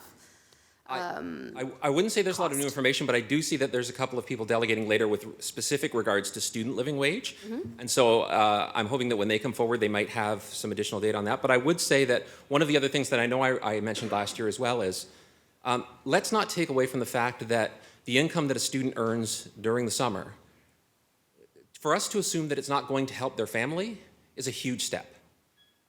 We have a huge rate of poverty in this city, and we all know it. We've all been trying our best to find different ways to deal with it. As somebody who has a ton of privilege up here, not only being a white cisgendered male who's got a union job, who's got a good job, who's got a pension, who's got benefits, these are some of the places where we need to look and see where we can help. And when I hear about families, and I'm not talking about families who we read about in a report somewhere who are living in deep, deep poverty, I'm talking about union members who tell me that we're living in poverty, my family's living in poverty. We can't find a place to rent, we can't find a place to live. And I would have to think that it is a huge assumption that just because someone's a student, that that money isn't going to help somewhere else. I'm not saying it's every case, but I would hate to make such a general statement to say that what a student makes in the summer is only for whatever they might need it for, beyond the fact that tuition prices are going up, beyond the fact that I don't know how a person could make enough in a summer to actually pay a tuition for most cases. So there are pieces that definitely brought back, but I'm imagining that we might hear some very interesting statistics and maybe a bit more raw data from a couple of the people who are coming up later, or lived experiences with regards to student living wage specifically. I appreciate that. Thank you. Councillor Farr with a question? Anthony, much appreciated. Always passionate and 100% genuine. And I enjoy your delegations and the angle you took today. Something different, but that's my questions for you, Chair. Do I need to talk to the math teacher if I wanted to look at the economics of spin-off? When we start paying a living wage, 99% is getting spent back into our local economy. Heard that 10 years ago from a McMaster economics professor right here in these chambers. So did you do the math on that? What's coming back at us cents on the day or on the dollar through the year? Yeah, I haven't done the math on that because I'm not that good a math teacher. I can teach up to maybe about grade 10 or grade 11 at best. That's not bad. And so I try to do my best there. But you're right. I mean, I've certainly read several reports as well with regards to how much, I think I referred to last year, people who are making between a minimum wage and a living wage aren't opening up an account in the Cayman Islands to save it in. They're spending it, plain and simple. And they're spending it locally. But the point that I didn't bring up last year, and I talked about a bit earlier too, though, is, and it was mentioned actually with regards to one of the snow removal delegations, one of the prime social determinants of health is poverty. And the amount that people use public services, especially with regards to health, is directly related to what level of poverty that they live in. I'm not saying that, and I forget off the top of my head the amount of exact employees that we're talking about here. I remember last year it was a couple hundred. I'm not saying that that makes the difference for the entire city, but does that help to set a benchmark for large institutions like the school boards, like McMaster, like Mohawk, like some of the larger public institutions in this city, to say if the city can afford to pay a living wage to everybody, then why can't you? And if that's how we have to slowly ramp up and slowly push that first domino to get the rest to start to fall, then I think we can have a major impact on some of the biggest concerns that I've heard in the city, which are downloading. And we know that it's happening. And we know that user fees are going up. And we know that downloading's happening. How do we have a reverse impact on that? We invest in those wages, we invest in reducing poverty, and we start to reduce those numbers. Thank you. And thank you, Anthony, for your presentation. We have no further questions. Thank you. Next on our delegations list, I have Kojo Damptey from the Hamilton Center for Civic Inclusion respecting the 2020 operating budget. Kojo?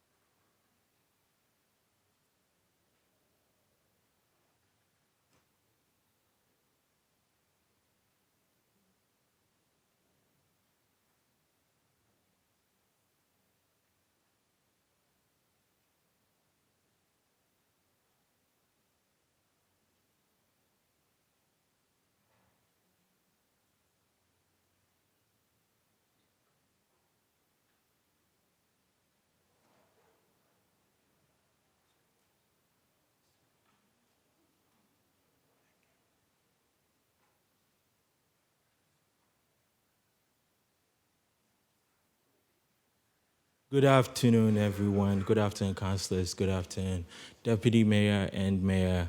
And a big shout out to all the residents that are here today to witness and support some of the issues that are on residents' mind across Hamilton. I'd like to start off by saying that budgets are values that are made material. What are those values? Throughout the months, you've heard from different departments, and I wanted to obviously make note that this slide comes from one of the presentations that was given to you. And I think when we're talking about budgets and what we want to invest in, we should look at this slide when we're talking about what makes Canadians healthy, what makes residents in Hamilton healthy. If you look at 50% of individuals' lives, there's income, disability, social exclusion, gender, race, indigenous status, housing, community belonging. Those are the values that most of the residents that are speaking here today are addressing. Getting from point A to point B, ensuring that they have enough in their bank so that they can provide for their families. Those are the values that we're talking about. Currently, looking at the budget that is before you, I think some of those values are not there.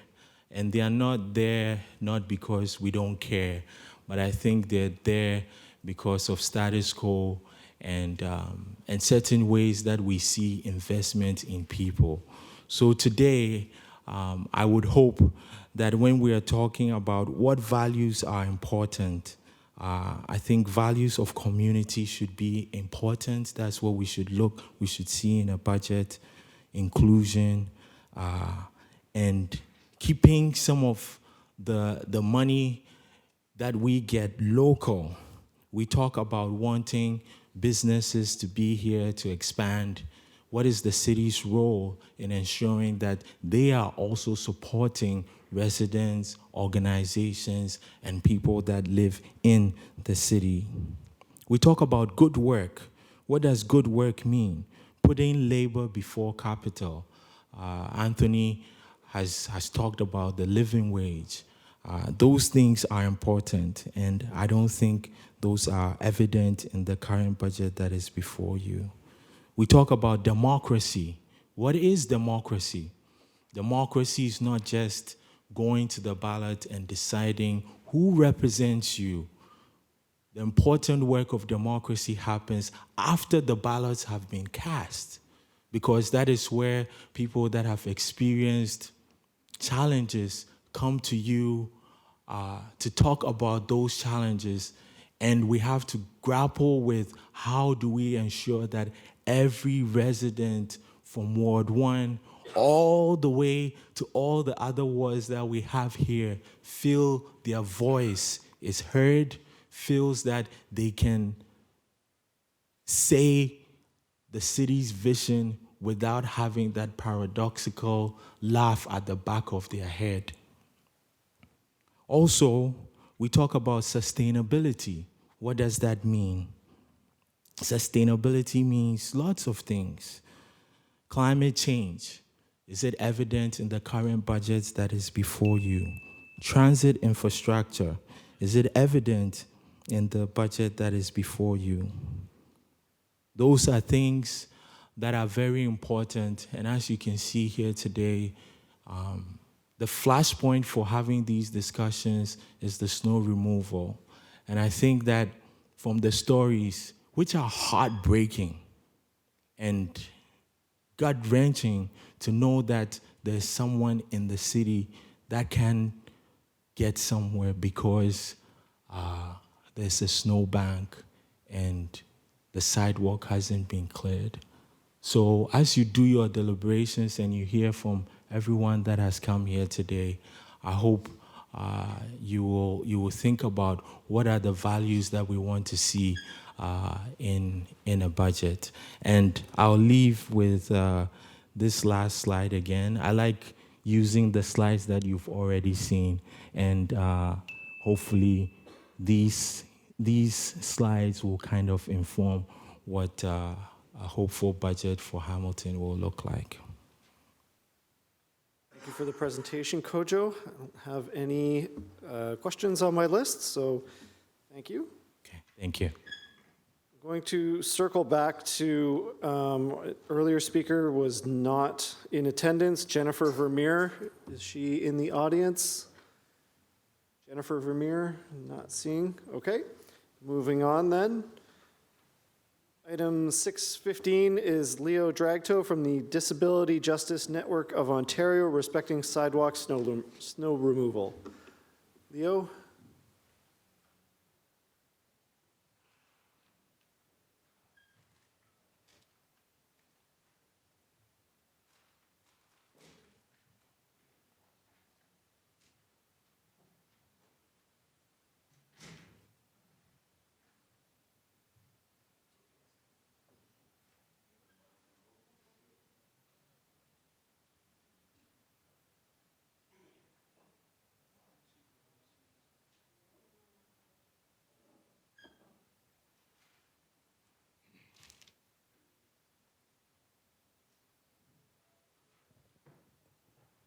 Good afternoon, thank you very much. My name is Leo Dragto. I'm a member of the Disability Justice Network of Ontario, DJNO. And my job today is really easy because there have been so many other great delegations talking about snow removal. But I do think that it is a very important issue and it's one that we should really concentrate on.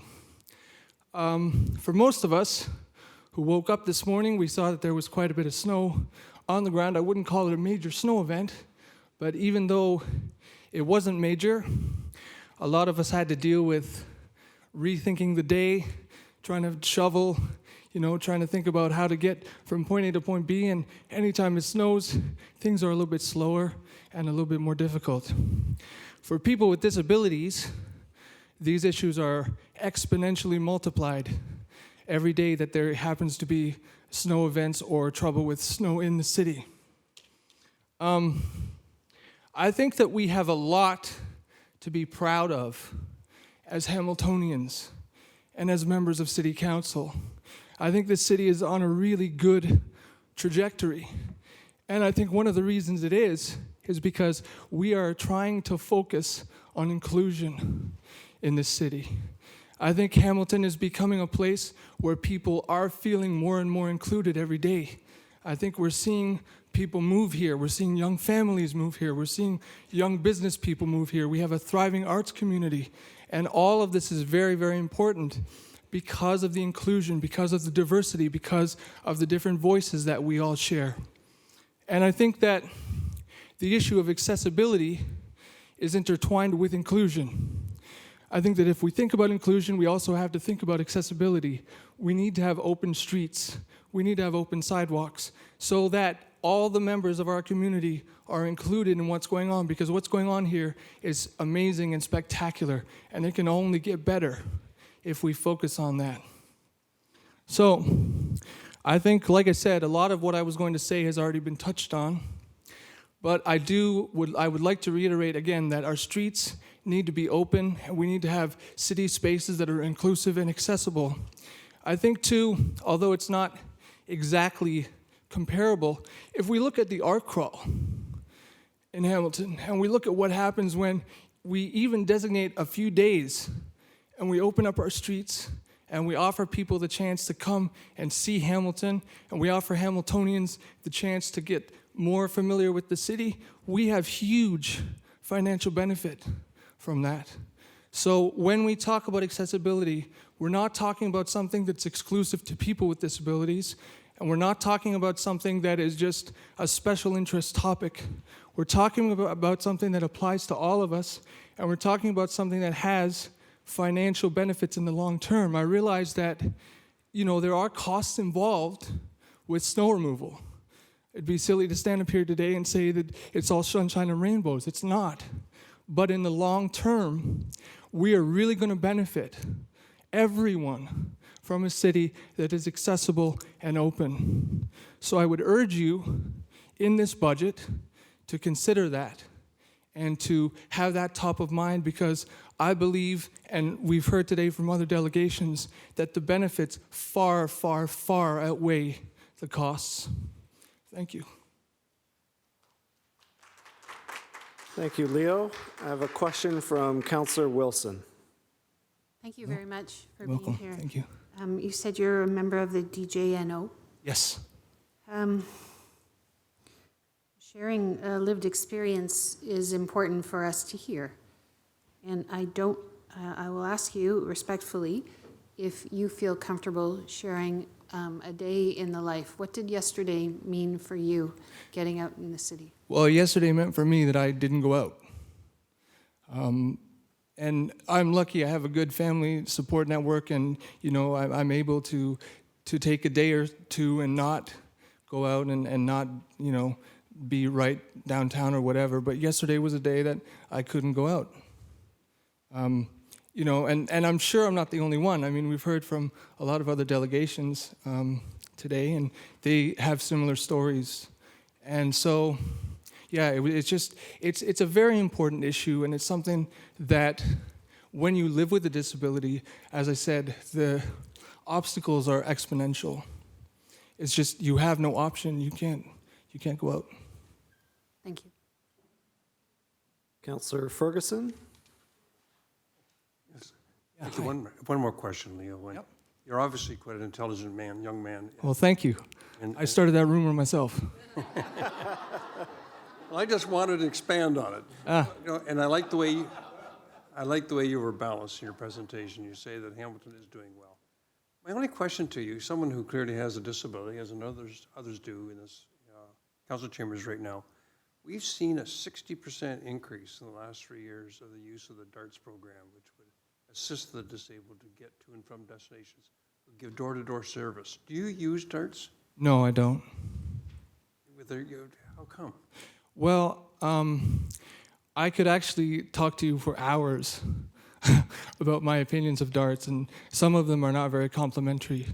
It is a system that, at its core, I think is a good one, but it's very, very, very difficult. The pickup times are inconsistent. I could tell you story after story of people having serious issues with using DARTS.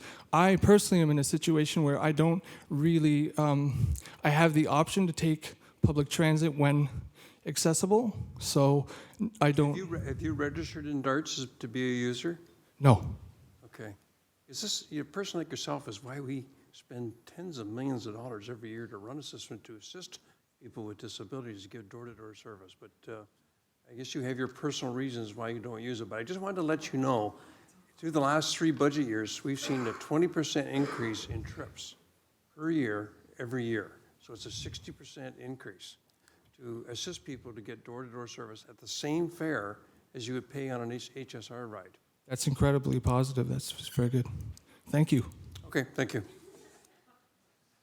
Thank you, Leo. Our next delegate is Arthur Gallant, respecting sidewalk snow removal. Arthur?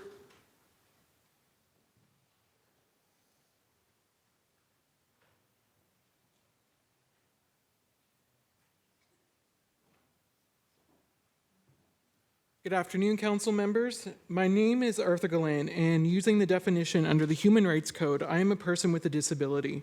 I was also my disabled mother's caregiver until her death last year.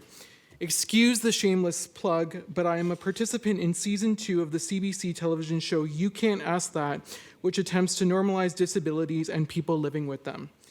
While caring for my late mother was difficult, it gave me an unprecedented opportunity to learn about the barriers people with physical disabilities face on a daily basis. I'm here today because I am angry. I live in an apartment building in Ward 2 on the south side of Arkledon Avenue, which you all know to be as the Jolly Cut. Between and including my apartment building and John Street South, there are 7 properties on the south side of Arkledun which are responsible for clearing the sidewalks of snow and ice pursuant to bylaw 03-296, which I know council members are familiar with. After the 2 major snowfalls this season, 6 of the 7 properties have not cleared the snow and ice from the sidewalk. Only my apartment building has consistently complied with the bylaw. There are people living in my apartment building who use mobility devices. It is hard and dangerous to navigate snow and ice with these devices. I've witnessed people with scooters ride on the road because of the snow and ice on the sidewalk. There are pictures in the agenda of what the sidewalk in question looked like a couple days after the November 2019 snowfall. I can also speak from personal experience. Last month, I had surgery in which the vibration of walking on uneven surfaces such as snow and ice caused me tremendous pain. I have complained multiple times to municipal law enforcement, Councillor Farr, and the mayor's office, which are included in the agenda. All have told me the city does not have the funding or resources to adequately enforce the bylaw or pay a contractor upfront to have the sidewalk cleared, despite its benefits to all residents. The mayor's office has blamed the province for the downloading of provincial expenses onto municipalities for not being able to afford to clear the sidewalks, despite the city clearly having the power to do so and being able to recoup the funding on the property tax base. I've spoken with the Ministry of Municipal Affairs and Housing, who says provincial downloading does not get a municipality off the hook when it comes to issues that are solely within the city's purview or accommodating its residents with disabilities. It was not until I contacted the city manager and the city solicitor a couple weeks ago in which I was told that municipal law enforcement would be more proactive after future snowstorms. That response is included in the agenda. For the sake of transparency, I should point out that this is a non-issue on the north side of Arkledun. Some of you may be wondering, why not just cross the street? The additional distance can cause pain and discomfort and is the difference between being able to leave your home and not being able to do so. While there are systematic issues that affect people with disabilities, it is physical barriers, whether they're man-made or natural, which really impact one's quality of life and how they're able to get around on a daily basis. A few weeks ago, I contacted local media asking them to do a story about this issue. I was told by CHCH News that this isn't a story, that in their opinion it isn't something that affects people citywide, and yet you have close to 20 delegates scheduled to speak to you today from across the city saying that it's a pretty big story and one in which we're looking to this council to take action on. I would be unsurprised if people without physical disabilities share the same opinion as the person I spoke to at CHCH.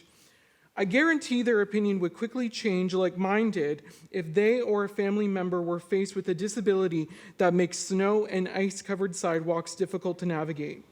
To quote Paul from the mayor's office, it's a tough sell at this point in time that I don't anticipate the majority of council members would support, despite its obvious benefits to residents, end quote.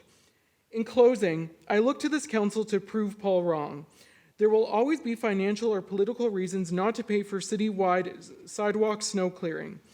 All of you were elected to make difficult choices. Voting to spend millions of dollars on this issue is a difficult choice, but a necessary one. A vote in favor of funding this initiative is a vote in favor of residents with physical disabilities to maintain their autonomy in the winter. Thank you. Thank you, Arthur. I have no questions for you, so thank you for the presentation. Next on our delegation list, I have Cameron,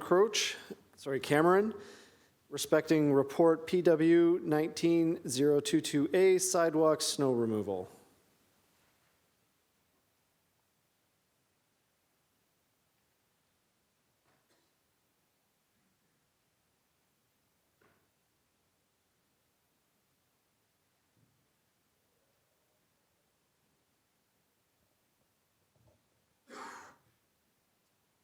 Thank you for hearing my delegation today. I'd like to open it by mentioning what Thomas talked about. He said something that struck me as important. Enforcement is impossible. And I think my presentation is going to ask the question, is enforcement possible? I hope it leaves you with that thought. I'll be talking today specifically about one small area that I've tracked since 2018 in Ward 2 to give you a sense of what it's like, what's happened, what the challenges are. Why did I choose Maine and Walnut to do this case study? Well, it was close by, frankly, so it was easy to get to. I pass it at least once a day. Because I know a Hamilton developer was maintaining the site. So the first two things I thought to myself were, hey, that means this person has the resources to maintain the site. And two, they have a connection to the local community. So that matters as a reason to maintain it. And it's on a super main artery in Hamilton's 4-lane highway shooting through the center of town, meaning thousands of drivers see it every day and hundreds of people walk this neighborhood every day. It's also bordered by 3 different kinds of sidewalks. You have a Main Street East sidewalk, which is a major arterial, and 2 minor local sidewalks, both south and east. And so for these 3 reasons, it stood out as a litmus test for snow clearing. I thought to myself that this was a great example of what could be done, what should be done, what can be done with the enforcement process. Just in case anyone's not 100% sure where it is, it's just a 4-minute bike ride east, and you can see it's over here from City Hall. A better sense of what this looks like, here's the intersection of Main and Walnut. There's the development, and you can see Main Street and Walnut Street. This picture is from Google, so it's probably from about a year and a half ago. So I'll start by talking about going from November 2018. And these pictures are going to show you different kinds of conditions. Mainly, I want to emphasize something another delegate brought up about what happens to the snow over time. So this is a warmish day in November of 2018. You can see there's snow on the ground. It's slushy, not frozen yet. I don't know how passable that is. The right-hand picture is a picture of Main Street, and the left-hand picture is a picture of Walnut Street facing south. We'll fast forward from November to January the following year. And you can see this is a later stage situation, right? We have snowfall that's already happened. And you can see just by the compression on the snow, the ton of people that use this as a place to walk, especially on Main Street, which is the left picture, facing east. And again, that's Walnut facing south on the right-hand side. You can see there are a bunch of other kinds of barriers on these sidewalks, which we won't get into, but specifically focusing on the snow. Then in February of 2019, you see again, the left-hand picture this time is Jackson Street facing towards City Hall. And you can see Little Presti's, the restaurant right there. Their sidewalk's completely clear right up to the point of the development, and then it's snow all the way down. The right-hand picture is farther down the same sidewalk at the corner of Jackson and Walnut. And you can see this is kind of early days for this snowfall. It's probably 24 to 36 hours after the snowfall. This is in March. Same kind of situation. This is on Jackson Street facing City Hall. And you can see at this point, the snow has gotten so packed down and used that it's become icy. I want to stop here just to say that Carl had a picture up. His 3rd picture he showed was of someone using a walker to walk down the street. And I want to tell you that on the right-hand picture here on Walnut Street, that's all I ever see, is someone walking with a walker in the center of the street. I didn't take pictures of them. Glad Carl did in the neighborhood he was speaking about, but that's a common feature of what happens on Walnut Street because the sidewalks are impassable. So what did I do about it? I called and reported this to the city a number of times.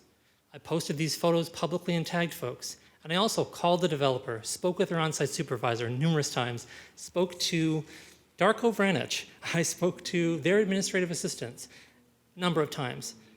But yet, January 2020, here we are. You can see across the road from the development, it's, by the way, growing higher, which is getting almost done. You see the entire sidewalk is full of snow. Here again, the same month. This is on the left, Main Street, and again, Jackson on the right. Again, left is Main Street now. You'll see this was the fluffier version of that snow, and now we have the compacted, icy version of that snow. This isn't the only example. There are others, but I thought it was important to focus on one today to give you a sense of what that's like on 3 sidewalks. I think that it's important that every sidewalk is cleared of snow so that every Hamiltonian can get around safely. Thank you. Thank you for the presentation. Councillor Nan with a question. Thank you. What I appreciate about this presentation through the chair is the case study. The fact that you focused on the impacts of a development. And so in other words, this is bringing good into the neighborhood in so many ways. And yet at the same time, the lived experience for the residents who live in the neighborhood isn't a positive one. So I appreciate that. Did you look at other developments as well? Was that what was on the last picture of the slides? Are those Yes. all developments? So these are all development sites. The left is Stewart and McNabb. The center is at Augusta and Walnut, and the one on the right is at Houston Street.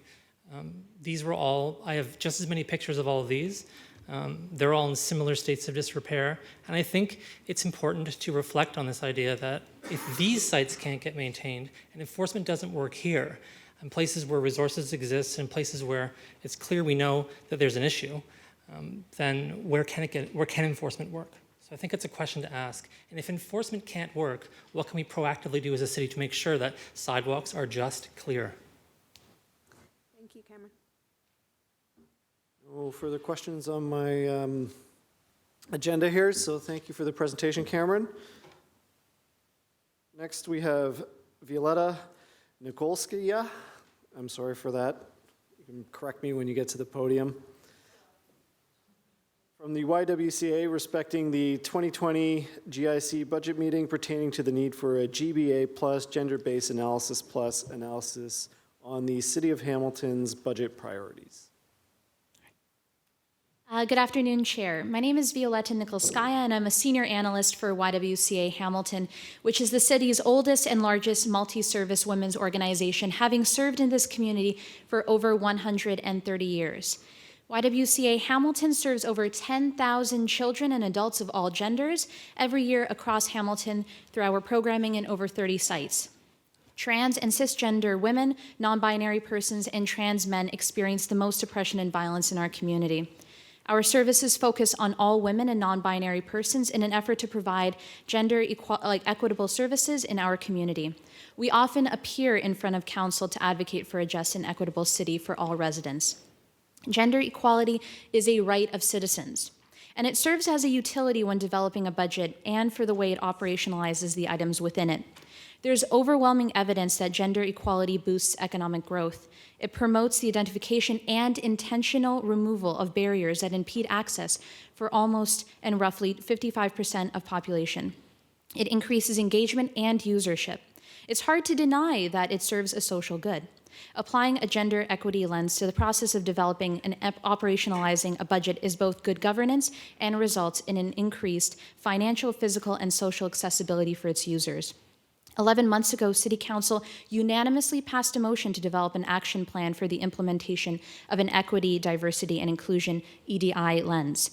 Municipalities have the greatest ability to directly impact the quality of life of its citizens due to its proximity to the processes of our day-to-day lives. The absence of a strong intersectional and equitable analysis has deep detrimental ramifications. YWCA Hamilton implores you to take bolder action because the gap between those who can afford basic amenities like shelter, transportation, childcare, and food, and those who cannot, which is increasingly taking on gendered, racial, and neighborhood dimensions, is rapidly expanding. As a province pulls away from fully funding subsidized childcare, we urge the city to lean in and to fill the gap to ensure that the city really is the best place to raise a child. As the waitlist continues to grow, we're losing the ability to ensure parents and guardians have access to affordable and high-quality childcare options. As the city renews its commitment to affordable housing goals, it is crucial that a comprehensive EDI lens is thoroughly applied. The crisis of women's homelessness is increasing, and the disparity in funding for women is visible as we see more women enter Carol Ann's Place for refuge because women's shelters continue to operate over capacity. Despite having a capacity of only 13 beds in the program, Carol Ann's Place this winter has served on average 20 women each night. The program's average last year was 14. This winter, on one specific night, there were 32 women who came to the door to receive services. Had Carol Ann's Place not operated this winter, I'm concerned about how these women would have survived through the winter. We must unapologetically address the commodification of housing in Hamilton and its impact specifically on women. Hamilton may consider the actions taken by cities like Vancouver and Toronto that have made a clear commitment to address vacant homes and inclusionary zoning. But all solutions need to be considered through a gendered lens. Otherwise, we will continue to find a growing number of women left out in the cold. Using an EDI lens increases accessibility, safety, and efficiency in every policy and funding decision you make. For example, insurance claims, ambulance reports, and research have showcased that women are injured as much as 3 times more often than men due to falling on icy sidewalks. The numbers of slips and falls by any person surpasses car accidents caused by snowy roads by roughly 300%. Women are more likely statistically to use mobility devices than men, including canes. So municipal issues require your attention and an EDI lens.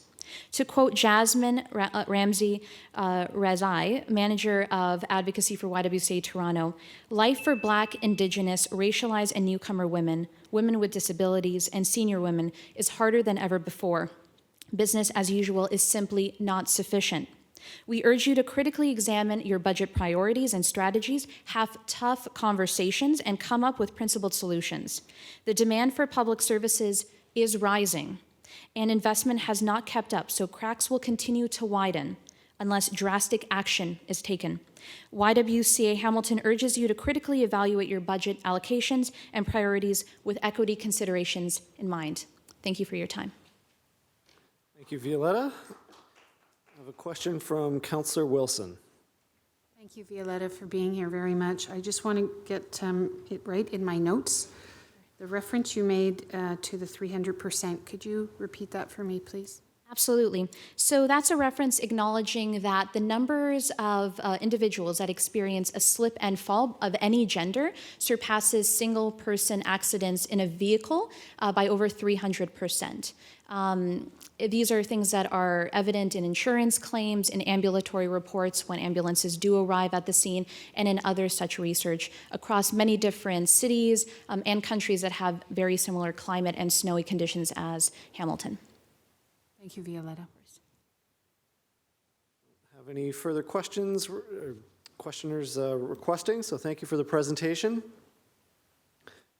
Next delegate is Shelby De Silva from Moms Hamilton, speaking to council on behalf of moms in the city who are negatively impacted by the lack of snow removal. Shelby?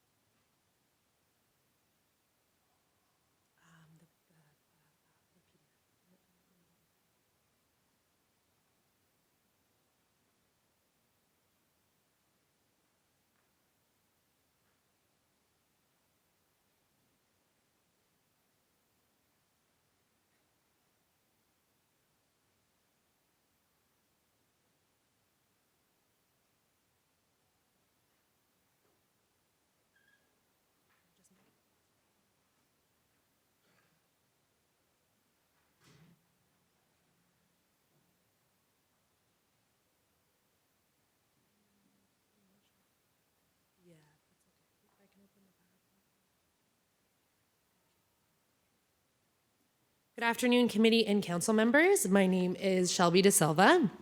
I am a mom of a 1-year-old son, and I have lived on Grosvenor Ave North and Crown Point West for 2 years now. I run a very engaged and online and in-person community simply called Moms Hamilton. I'm here today in support of all the other delegates here requesting immediate snow removal action in the budget consideration. The demographic I am here representing, in which comes from the data of over 1,000 member signups I have, is a millennial mother, thus between the ages of 23 and 38, who have infants, toddlers, and school-age children, or some combination of all. Some of them are on maternity leave, stay-at-home moms, some full-time working moms, and some part-time working moms. As per my member intake form, I voluntarily collect postal codes in order to better understand my market for various reasons. As you can see, based on this Google map out, I have a following of moms from all over the city with a concentrated amount below the mountain.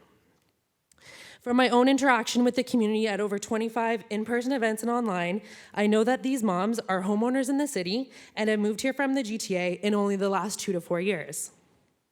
Many of them have partners who work outside the city of Hamilton and are one-vehicle households. Thus, they are home most of the day by themselves, relying on transportation by foot or public transit. They rely on sidewalks in our city to get their kids to school, drop-in programming, grocery stores, and appointments. In the summer months, this is not an issue, but in the isolating months of winter, the state of our sidewalks is overlooked. So I'm here today speaking on behalf of this group in request for immediate action from the city to react to the lack of sidewalk snow removal and to say we support the proposal for an added fee on property taxes in order to get the situation under control.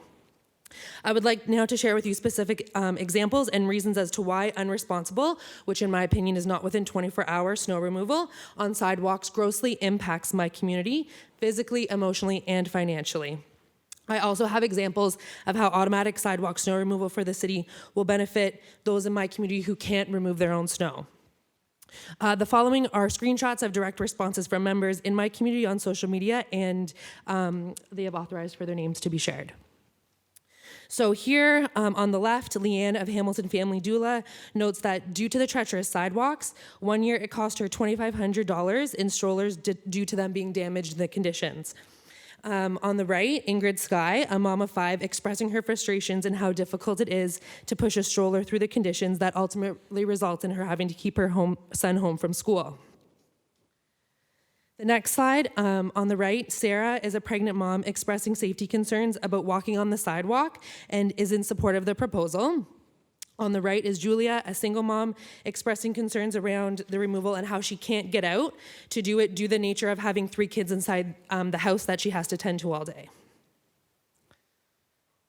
Lauren Cook is a fellow Ward 3 mom who also reached out to Councillor Nan directly and received support from her, expressing the importance of getting out for the well-being of her mental health as a new mom.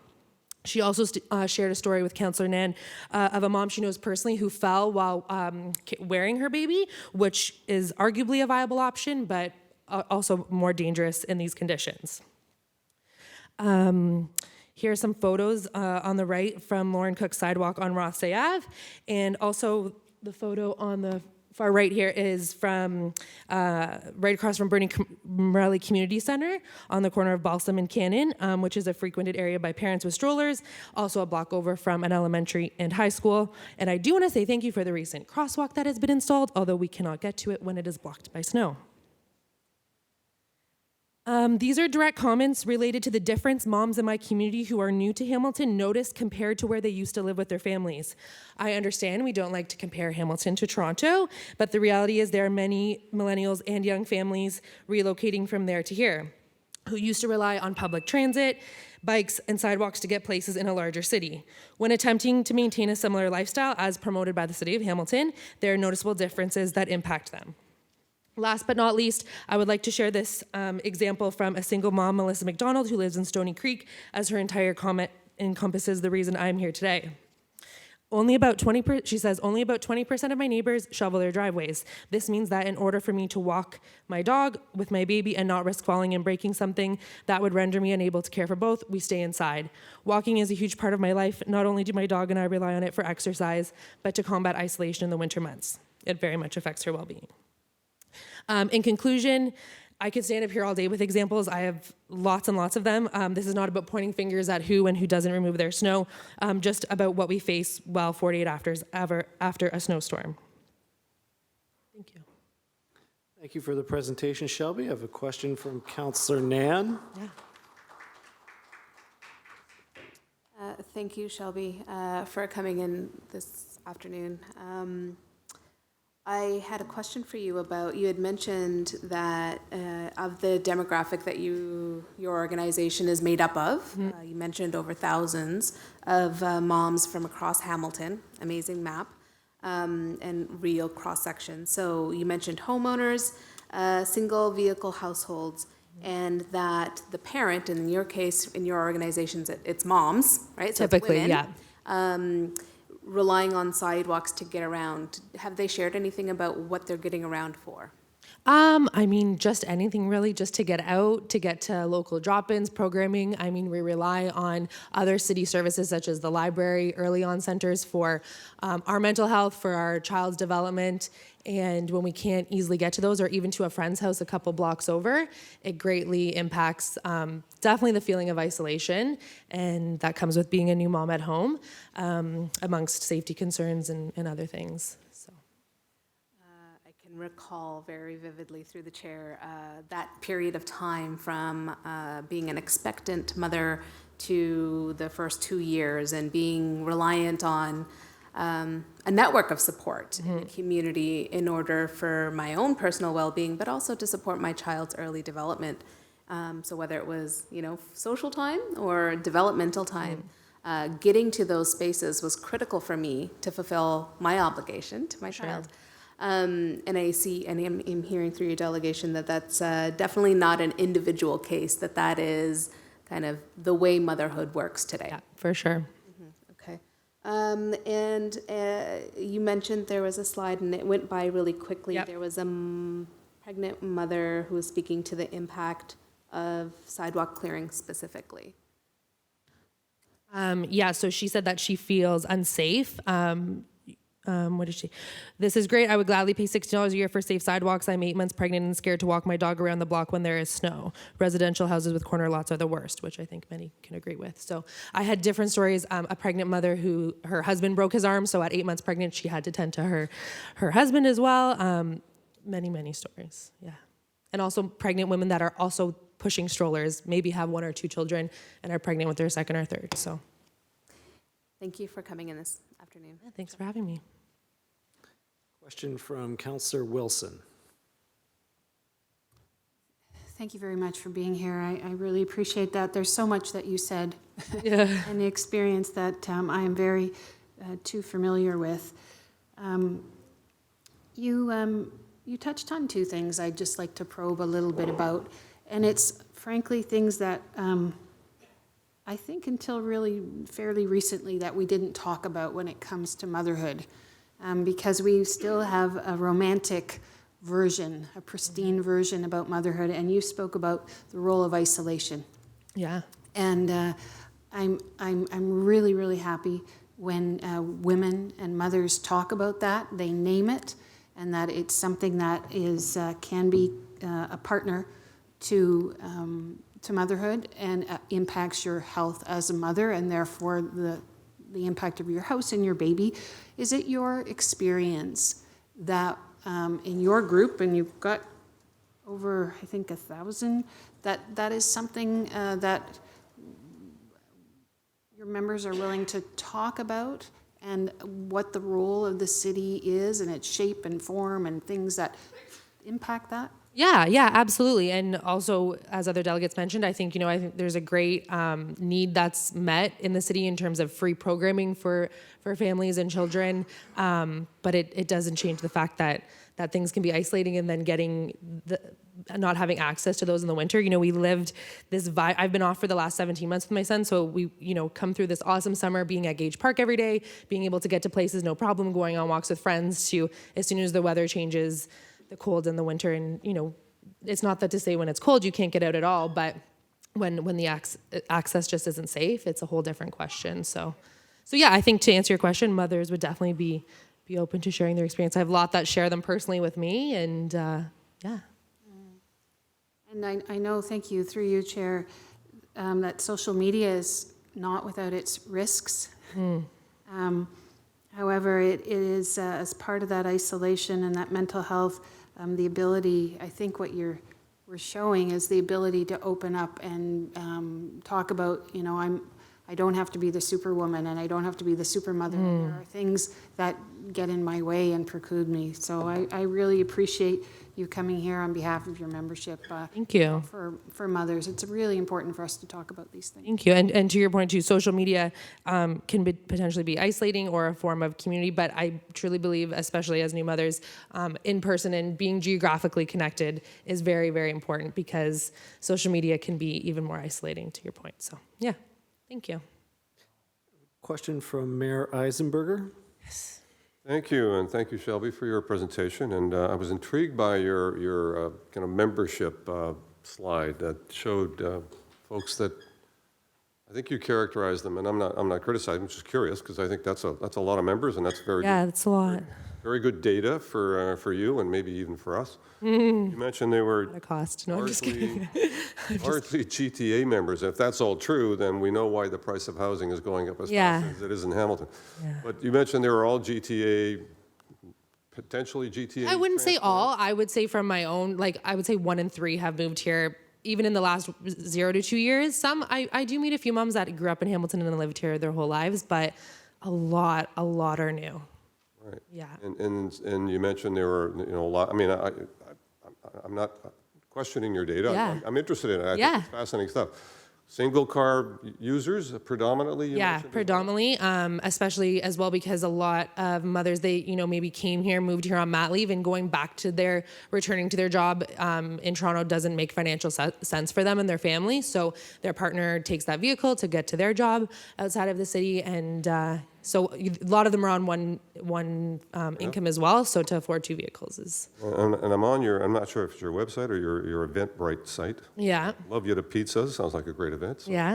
And so tell me about Moms, I'm just curious. I've not heard of it before, so is it it's not a singular organization, it's connected to others? Yeah, it's a chapter of Moms Toronto that started. Moms Hamilton is sort of the first and only affiliate chapter. So I had followed them as an expat from Toronto myself, moving here pregnant, and thought they run events in the city for moms, really cool events, not just events where the mom is really at the focus of the conversation. So we're not going and singing songs to the kids. We're going, to the brewery in the afternoon, or we're going for coffee, or we're going for brunch. So things that as a person, before you were a mother, you like to do. And so many people want to just meet new friends in Hamilton. And that's really what's happened.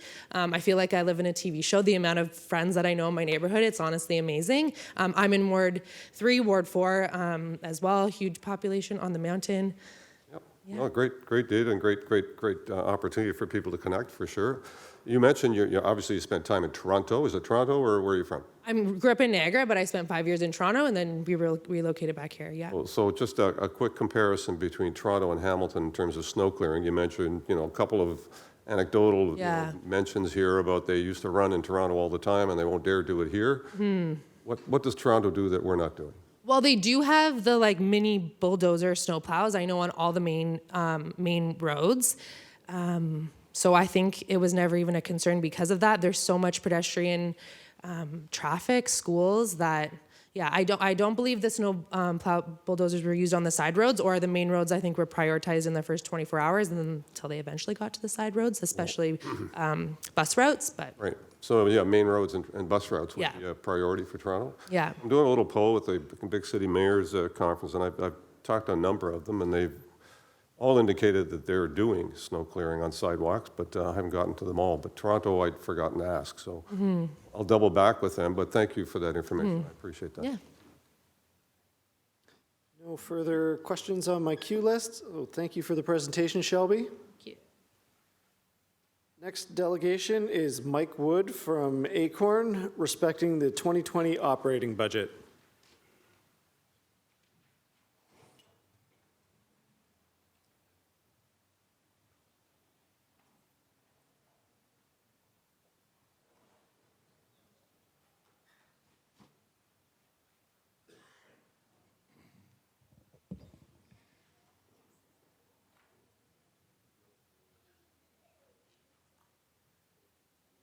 Good afternoon, City Councilors, Mayor, Chair. My name is Mike Wood, Chair of Acorn Hamilton Downtown Chapter. Acorn is a citywide tenant and community union. Our membership works at all levels of government to fight for social and financial justice. Acorn is happy to join our fellow community allies here today to emphasize that 2020 budget should reflect the needs of the community itself. We will be speaking on 3 community priorities citywide: snow removal, transit, and addressing the housing crisis in Hamilton. Snow removal, I didn't bring them today, but I have sent photos to Sarah Gemma regarding sidewalks that aren't cleared. Acorn supports the full clearing of sidewalks across the city of Hamilton during snowfalls. The winter alone, we have a lot of members that are not able to attend our meetings because of the unshoveled sidewalks and corners. We have all seen people struggle to get around, and we need council to look at this through a lens. When this happens, seniors and people with wheelchairs, walkers, and other mobility devices and issues as well can't get around or get out of their own homes. Appointments and participants in the community events. In order for Hamilton to be an inclusive city, we need to make sure as a city that we make it easy for everyone to get around.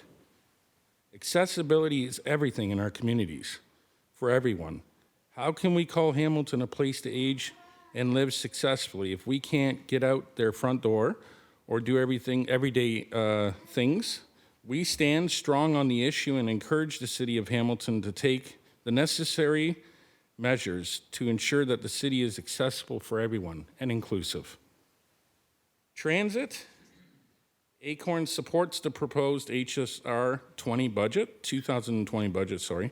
Acorn is a member of the Hamilton Transit Alliance, which is a coalition of local organizations within the city of Hamilton, who all agree on the importance of reliable and accessible public transit, and push for improvements and expansion of public transit within the city.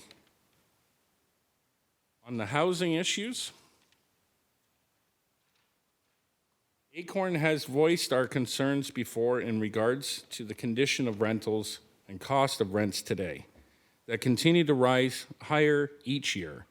Hamilton experienced the highest rent increases of 22%. To give you an example that I looked at, 4 rental buildings just behind City Hall here. 1 bedrooms are now going for $1,800 a month. 2 bedrooms are now going for $2,150. This leaves a lot of people without a place to live and call this city home. We are losing some of our current affordable housing stock, and we ask that the city to protect that as well. There are tools that the city still has not used, one being inclusionary zoning. That's been given to the city well over a year ago. We need to get down to using every tool possible to make sure that everybody has a place to live. That speaking, that would create certain affordable housing percent in new buildings that are being built across the city. We see many cranes across King, Maine, popping up everywhere, and we are losing the current affordable housing that we have a chance to build in those buildings. That being said, the place of what we need here in Hamilton, housing is not only about affordability, it's about having a healthy and safe home to live and call home. When Acorn surveyed tenants 2 years ago, the majority of tenants reported living with pests, mold, lack of repairs. Another big issue happening in our community is displacement and rent evictions, and that is happening in the city. And I would be glad to share that information with our organization to have that proof and evidence bring forward. All over Hamilton, developers are using tactics to force families out of their homes each and every day. We have a few members that have experienced rent eviction 3 times this year already. Can you imagine being pushed out of one home to the next home to the next home and not being able to call it home, even if you have children that are going to schools and being displaced from schools, not just their homes? It's saddening to see that happening. Acorn is calling on the city to implement a proactive bylaw enforcement program so that tenants are not living in substandard housing, and for the city to have a zero displacement policy. We need to protect our city's existing affordable housing. That being said, the city of Hamilton should work with Hamilton Acorn and community organizations on these issues and create a city for everyone to work, play, live, and age successfully. We need a budget that reflects the needs of our community. Thank you. Thank you, Mike. I have a question from Councillor Nan. Thank you, through the chair. Thank you, Mike, for being here. I think it's really important for us to, as a municipality, hold the needs of renters when we're in the conversation about budget as it relates to household tax levy and impact. So you had mentioned something, I'm sorry, I missed what you said in the beginning around the tenant engagement or resident engagement dropping off in the wintertime? Yes. And so do you have a comparable in terms of how many residents do you see that you're able to support around their tenant issues in the summertime versus wintertime? In the summertime, we've seen our chapter meetings growing quite well. And so into winter, by summer, we've seen around 40 to 60 members and community people coming out to learn about stuff. And in the wintertime, that's dropped down to about 11. Wow, that's significant. And especially from the context of the work that Acorn provides, right? This isn't just it's not only an opportunity for residents to get together to share experiences, but you're providing direct support for residents to better understand their rights, dealing with the various issues that you outlined in your delegation. Yeah, that's correct. And I mean, just to add, I mean, when you got corners with 2 feet of snowbanks on the corners where people are being even, not just the sidewalks, but the corners as well, where they're being forced to cross off the roads where there's no traffic lights, that puts a lot of people at risk. Thank you for being here today. Thank you. Thank you. Councillor Wilson? Hi, Mike. Thanks for being here. Just a quick question. The profile of your members, do you have a pretty good sense in terms of age and do you have a good sense of their age? Starting in the teens, and it works up to, as far as I know, that I've witnessed myself, into the 70s. So it's a wide range of age. All right. So do you know how many members of Go South for the winter so that they can move? No, I mean, not really. I mean, it's a lot of them just stay in their homes because they can't get anywhere. And quite frankly, I mean, we have members that can't make it here today, even just because of mobility issues and disabilities. Thank you. Thank you, Mike. I have no further questions. Thank you for the presentation. Thank you. Next on our list, we have Alex Murphy from the Beasley Neighborhood Association respecting sidewalk snow removal. Hi, yes, I'm Alex Murphy. I'm co-chair of the Beasley Neighborhood Association, and I'm joined by Rosa Zettler, who's another community member. We're here to speak in favor of the proposal for sidewalk snow removal services. Scenario 3, maintaining all roadways in the city, with the one exception that we don't support this being contracted out to the private sector. It should be done in-house and integrated into our maintenance departments.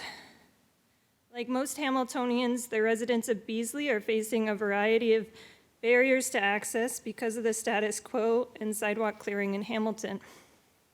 The current system represents a policy failure, as we've seen today. Sidewalks are not being cleared, either not at all, not in a timely manner, or not up to the standard that would make them accessible. This is drastically reducing the quality of life for the residents of Beasley and the city in general. And the blame game, the excuses, the redirects to bylaw enforcement, the referring to the volunteer services that have been full for years.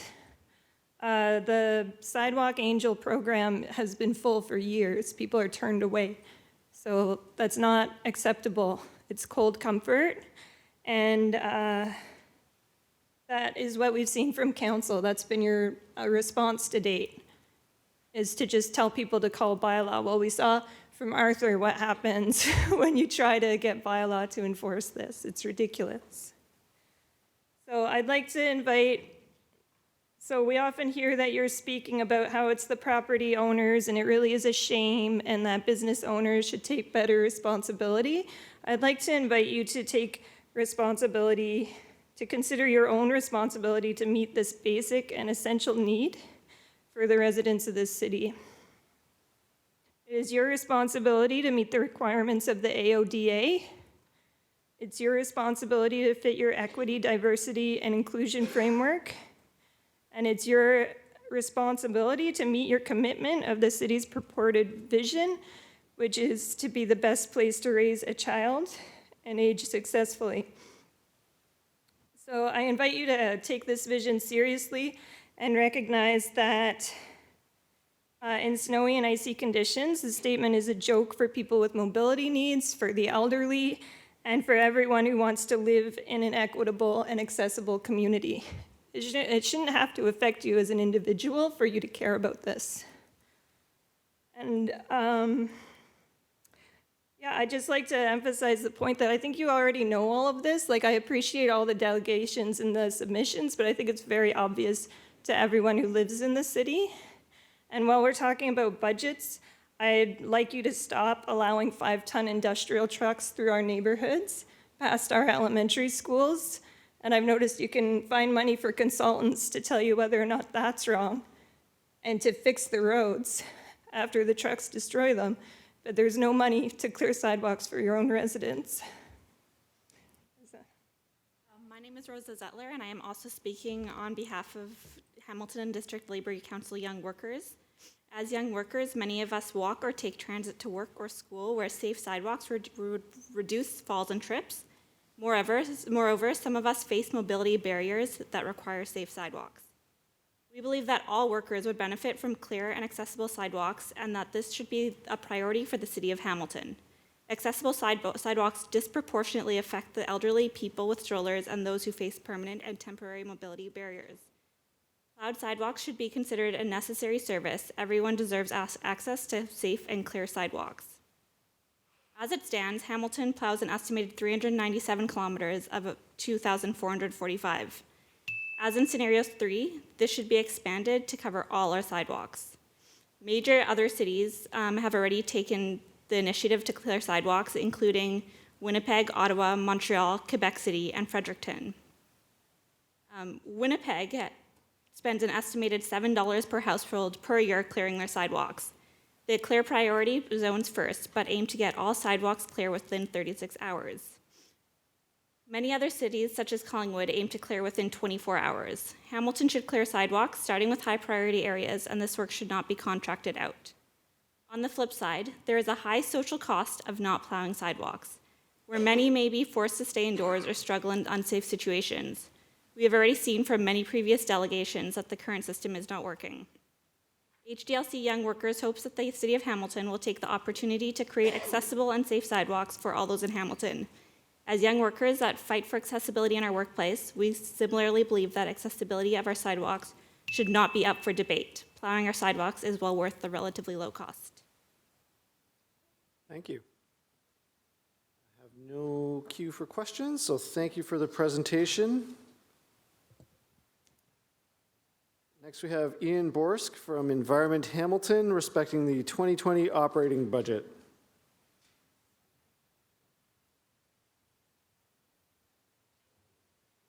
You're not Ian.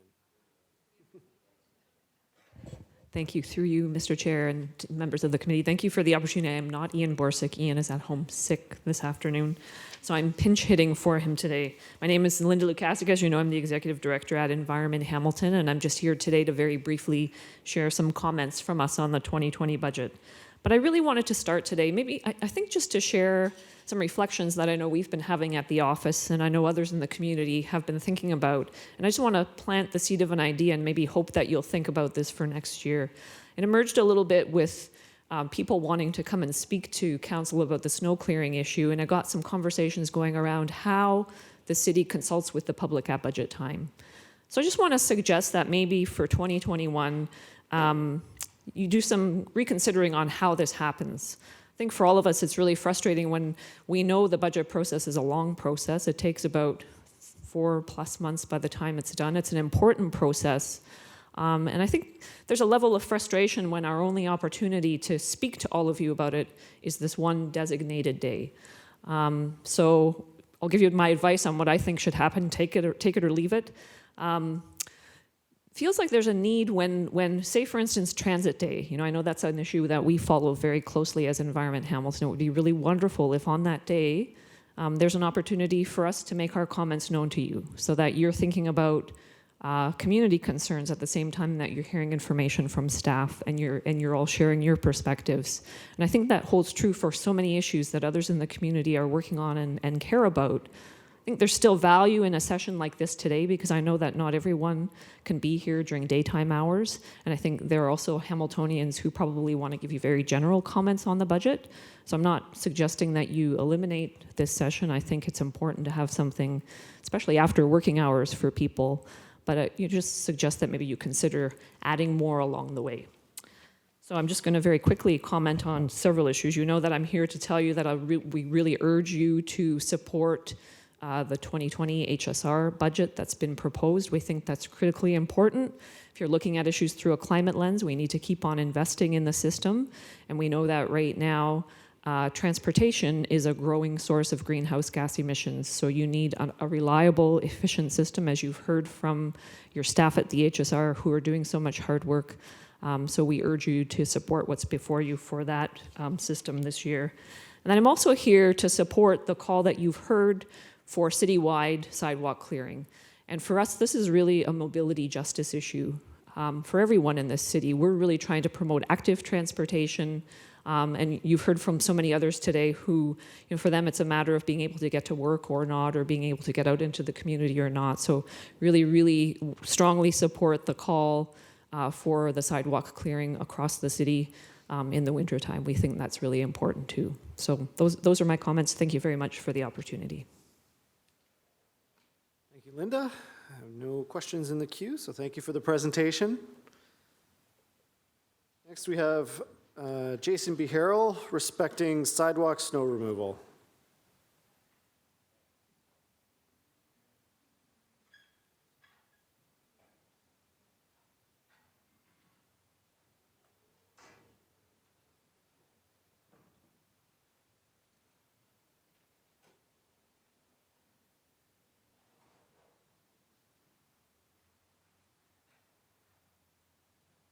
For listening to me today.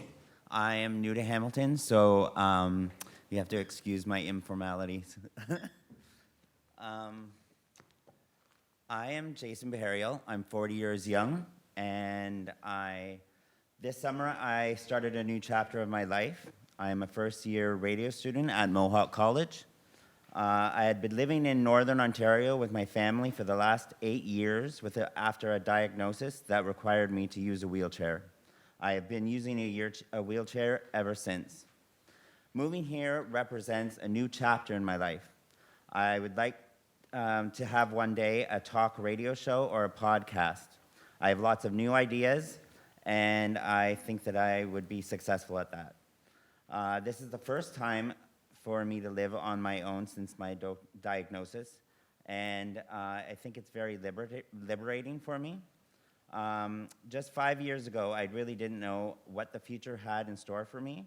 I just knew that I could not stay up north for the rest of my life. I didn't want to see myself dying there without having a life for myself. Now I live on my own apartment on campus residence. I go to class. I have been studying hard. I go to the plaza up on the mountain to get groceries, health and beauty products, and anything I need for myself. But it's challenging when there's snow on the ground, and I can't even move out of my place. I find it easier to drive in the middle of the road on the side streets because I can't even get on the sidewalk. I catch the bus up to the plaza, but I often have to get back on my own.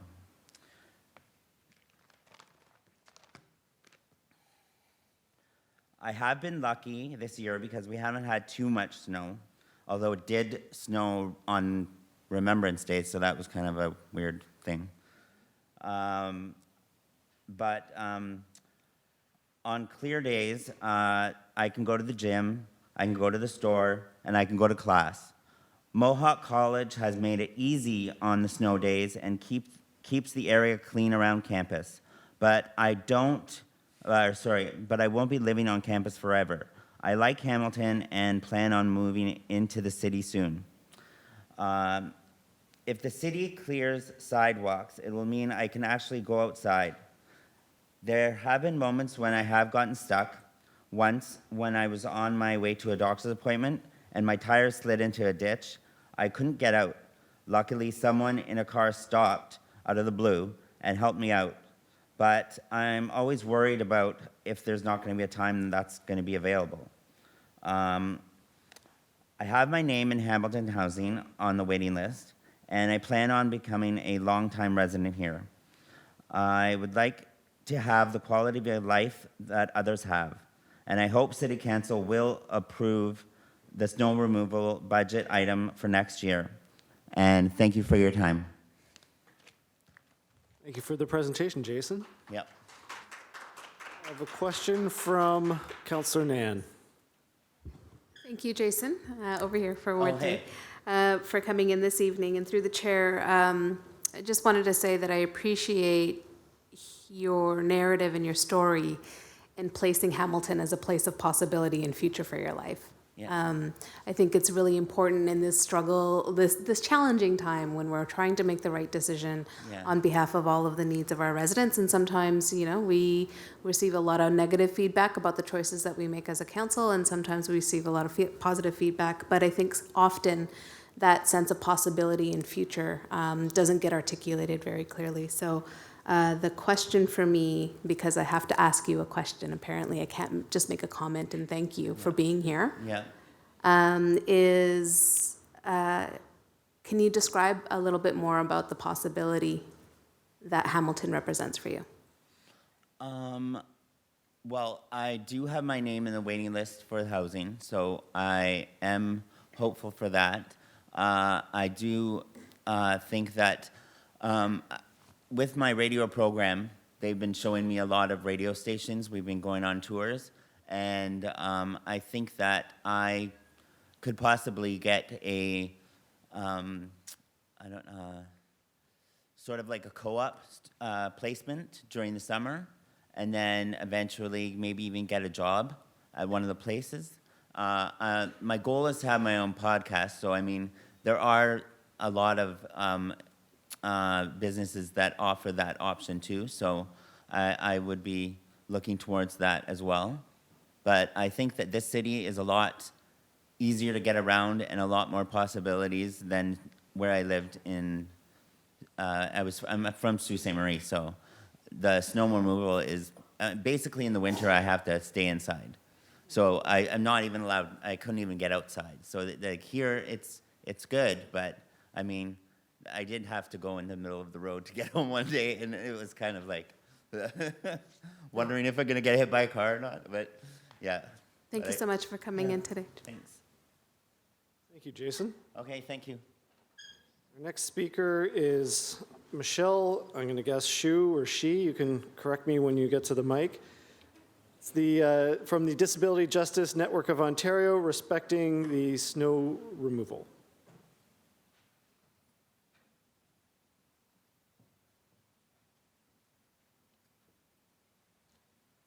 My name is Michelle, and I'm a member of the DJNO Youth Council.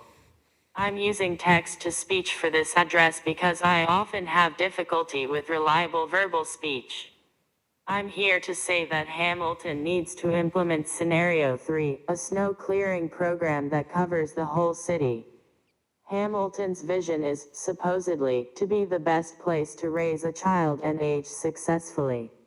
I find myself skeptical of their commitment to this when the council has openly laughed about the idea of implementing this incredibly basic measure to make sure elderly residents can leave their own homes without risking severe injury.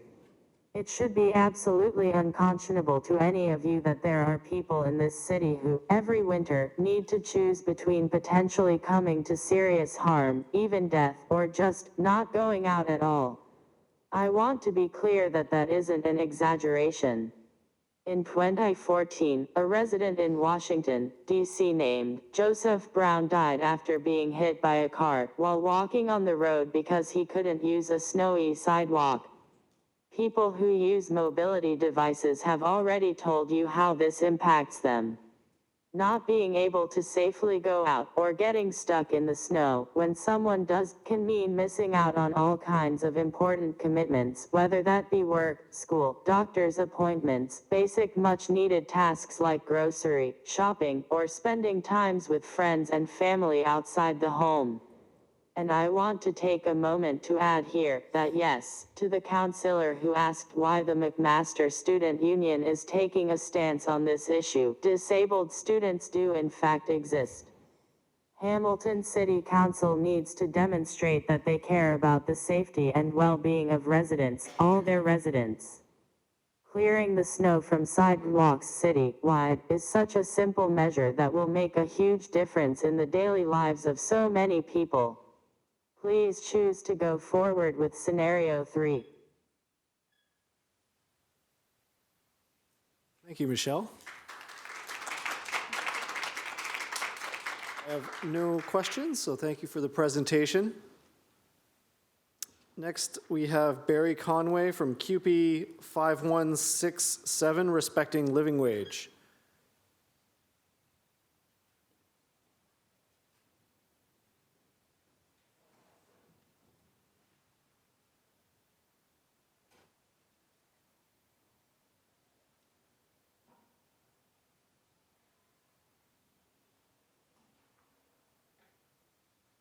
Hi folks, Barry Conway with CUPE Local 5167. I'm the outside unit vice president with the local, so I represent the workforce of the city of Hamilton that you predominantly see wearing orange. So the folks that are out doing snow removal, parks workers, arena workers, forestry, and so on. So I'm here today to speak in favor of the living wage for students. My actual background before elected as the outside unit vice president is a lead hand within our parks department, where I would take a crew of summer students out from the Rymill Yard and maintain the parks with 3 students. The work that is being done is essential to the city, and we believe that it's essential that folks get paid a living wage for the work that they're doing. These are the folks that are out beautifying in front of City Hall, ensuring that this is a presentable place for folks to visit during the summertime. These are the folks that are out planting the gorgeous flower arrangements in Gage Park that make it a site that draws folks in, help preparing for the Mum Show and all these other events that draws people in to support the city of Hamilton. And I also think it's highly important that we pay folks a fair wage for the work that provides accessible, free usage to the city. When we maintain the parks properly, they're there for everybody to use.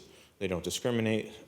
You don't need to have money to access these parks. So ensuring that we have safe spaces for people to use, clean spaces to use, we need to ensure that we're paying the folks that are doing that work the appropriate wage. There is a savings to this when you're attracting young workers at a better wage, then they can go elsewhere. You're attracting folks that are going to take more pride in the maintenance of the city of Hamilton. And when folks are taking more pride in there, they're catching things early on.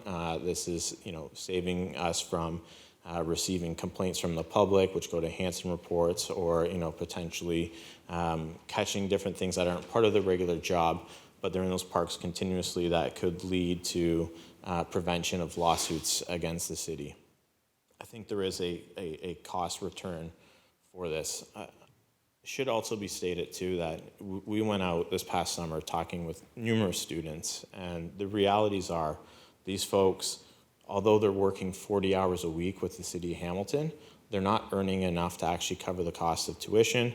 They're not earning enough to cover the cost of living expenses at university. And they are actually working second jobs. So they'd be working 7 a.m. to 3 p.m. And then going out and picking up a second job at potentially a fast food place or a restaurant to make additional income just to pay for school. This is an issue that we brought forward at our bargaining table, the last round of our collective agreement. We were unsuccessful. The employer said, know, if you want it, you can actually go get council to approve it. So here we are today, seeking your approval for this. Again, these folks take so much pride in the city. They show up to work every day with a smile. I think our Parks Department is actually one of the departments with like such a high morale because we actually do have this like engagement with youth, and we have folks that engage too. That, you know, when we had students at our hall talking about this, you know, they're coming with innovative ideas about like how come we aren't installing solar panels on top of our work trucks so we're not running the trucks to power the strobe lights. You know, they want to contribute to this municipality, and I'd really encourage all of you to contribute back to these young students that, you know, they're leaving university and they're not getting decent employment. They're leaving with debt, and I know there's going to be another delegation from a QP 3906 member, James, I think is going to talk about really the kind of numbers behind it, but just the work that's being done is deserving of a fairer wage for these folks, and I strongly urge you folks to pass a living wage. Thank you. Do you have a question for you from Councillor Jackson? Thanks, Deputy Mayor and Vice President Conway. Always good seeing you, Barry. We've had a number of chats over the years in my office, and thanks for your advocacy for students. I remember when I was a summer student for 4 or 5 years, paying my way through university at the job I had back then at DeFasco and in the coke ovens. It taught me a lot on many fronts. So whatever we can do to support the students, I wish we could even hire more. I think every year, if memory serves me right, Barry, not just in your area, but we get something like 2,000 to 3,000 applications every year, and I think we hire, if memory serves me right, maybe about 1/10 of them as students. So just to confirm, they're currently making minimum wage, and you're advocating that they would be getting the living wage of $15.95, Barry? So, I mean, the living wage has been recalculated to $16.45, I believe. So we are advocating for a full living wage for these folks. I mean, gains are gains, but we do feel that a living wage is the minimum standard that any municipal employee should be paid. Approximately how many students, Barry, on average in the summer in your area of beautification and that in parks? Roughly, would you say, like even a range? There's definitely a few hundred. I couldn't tell you the exact number, but yeah, it's tough to tell. They definitely provide the majority of the workforce for the Parks Department in the summertime. And what I've found over the years, Mr. Deputy Mayor, is those students who have worked for the city, many of them have become full-time employees of our corporation because of the pride, wanting to raise families here, and the generational thing, staying in a city where they were born and raised and educated. So a lot of the advocacy you're saying makes a lot of sense to me. And as you know, Barry, it's just going to be a balancing act down the road, but I'm taking under advisement what you've said. Thank you. Thank you. And if I could just comment to that too, it was actually one of my first summer students, Liz. She now works in the HR department for return to work for the city of Hamilton and takes great pride in that. We also tried in the last round of bargaining to allow students to apply internally because they're not able to access that process, and they still currently aren't. We weren't able to get that, but it speaks to what you're saying is like folks come here, they enjoy the workplace, they enjoy the skills they learn, the training they receive, and they look forward to advancing within this corporation. Yeah. Thank you. Thank you. Question from Councillor Nan. Thank you. Through the Deputy Mayor, Barry, thanks for being here today. So I had asked Anthony, who was speaking earlier about living wage, around this idea that student workers in the summertime are, you know, that this is a nice to have kind of job versus the reality of expenses that they have to make ends meet with over the summer period. So anything that you can share in terms of the summer students that you represent in terms of, yeah, you mentioned a little bit about them needing a second job, or a few of them mentioning that they've had to take on second jobs and some more of the expenses that they have to make sure that they have enough income to meet. Yeah. So if you could share a little more about that. Thank you, through the chair. So it's actually interesting when you go out and you start talking with the workforce, because it is such a range of students taking widespread different courses. And at that point, it really gets into completely different numbers. You have some folks going to med school where you're seeing exorbitant amounts of fees. We actually have some students that study abroad in the U.S. Where I just don't even know how. And then you have other folks taking kind of different degrees that are a bit on the lower end, but it's really unique to each individual based off of their family circumstances. Do they come from a more privileged family that is able to contribute, or do they come from like a lower income family where there is no contributions from there, and they have to this is heavily relied upon. A lot of times this is their first job, and they're seeking these skills, and it's unique to each individual, but there are some stories out there would put a tear in your eye.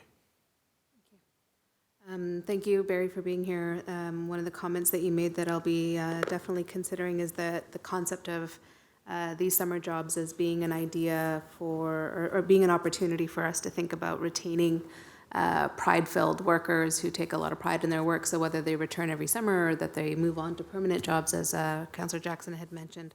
So thank you for your delegation today. Thank you. And if I could just also on that too, I think there are some positions within students there too that folks don't understand is for the majority part, you work a day shift with full-time staff. There are there are students that actually work by themselves. They're given keys to the buildings to go lock up. They would just make a call to a supervisor if something happened, but they're not directly supervised. So I think folks should take kind of that into consideration to the responsibility they have. And that always helps too when you advancing in employment. I have a question from Councillor Wilson. Thank you. Thank you for being here. If I could probe just a little bit, there was a comment that you made about the conversations that you have with the students, and I don't want you to break anybody's confidence, obviously, but do you hear stories about feelings of anxiousness or stress about affordability, and then expectations that we have of them, that their families have of them? Is that something that they talk to you about? It's definitely an issue that comes up. I think when I talk with anybody, there's multiple issues that weigh on them. And when you're already trying to get the best results in school, which is a very competitive process to try to get the top grades to ensure that you can get respectable income when you leave university.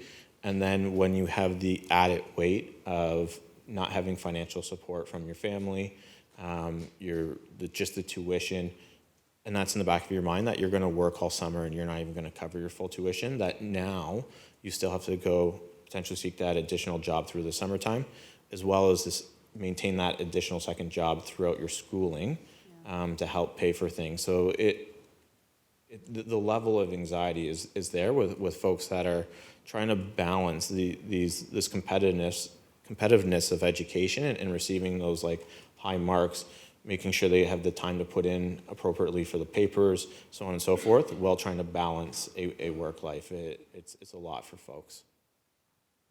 Yeah, thank you. Through you, Deputy Mayor, you mentioned about students in medicine working. Do you know how much med tuition has gone up in the last 10 years?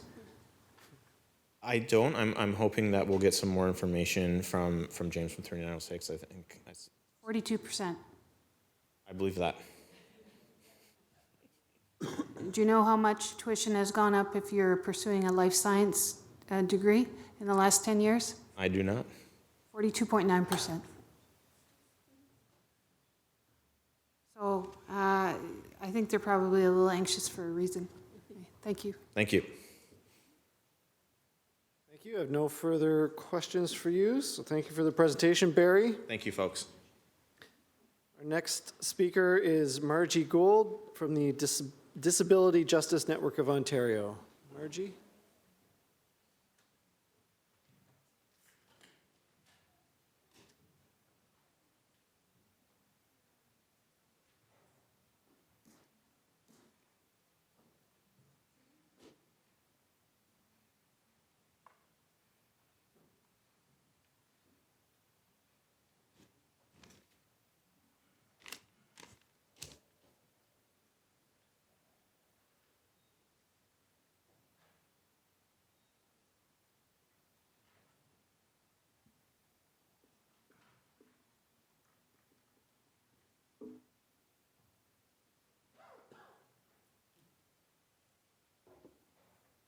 Through you, Chair, councillors, ladies and gentlemen, good afternoon, everyone. My name is Margie Gould. I have a hard time seeing my way home when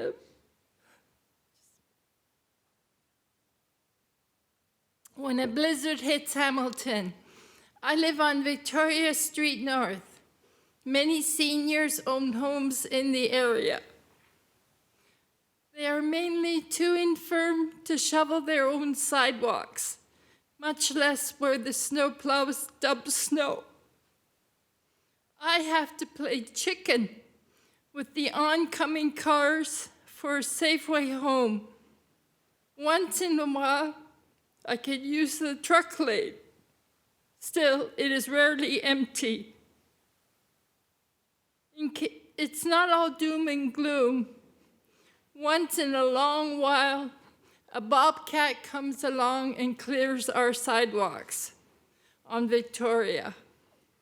And in case you think this is an isolated incident, think again. My friend left a bus on Concession Street during one storm, tried to cross at a crosswalk traffic light. She had a walker that she was not used to yet because it was brand new. It was predictable. It was Snowbank 2, Walker 1, helpless commuter 0. I don't know how she made it across the street. She did manage to skin her knee when she fell. This was right beside an HSR bus stop. And we have got to do something about the snow removal plans for the city. I advocate for option number 3. Thank you for your time. Thank you for your delegation, Margie. Any questions? I have no questions on my list, but thank you for coming.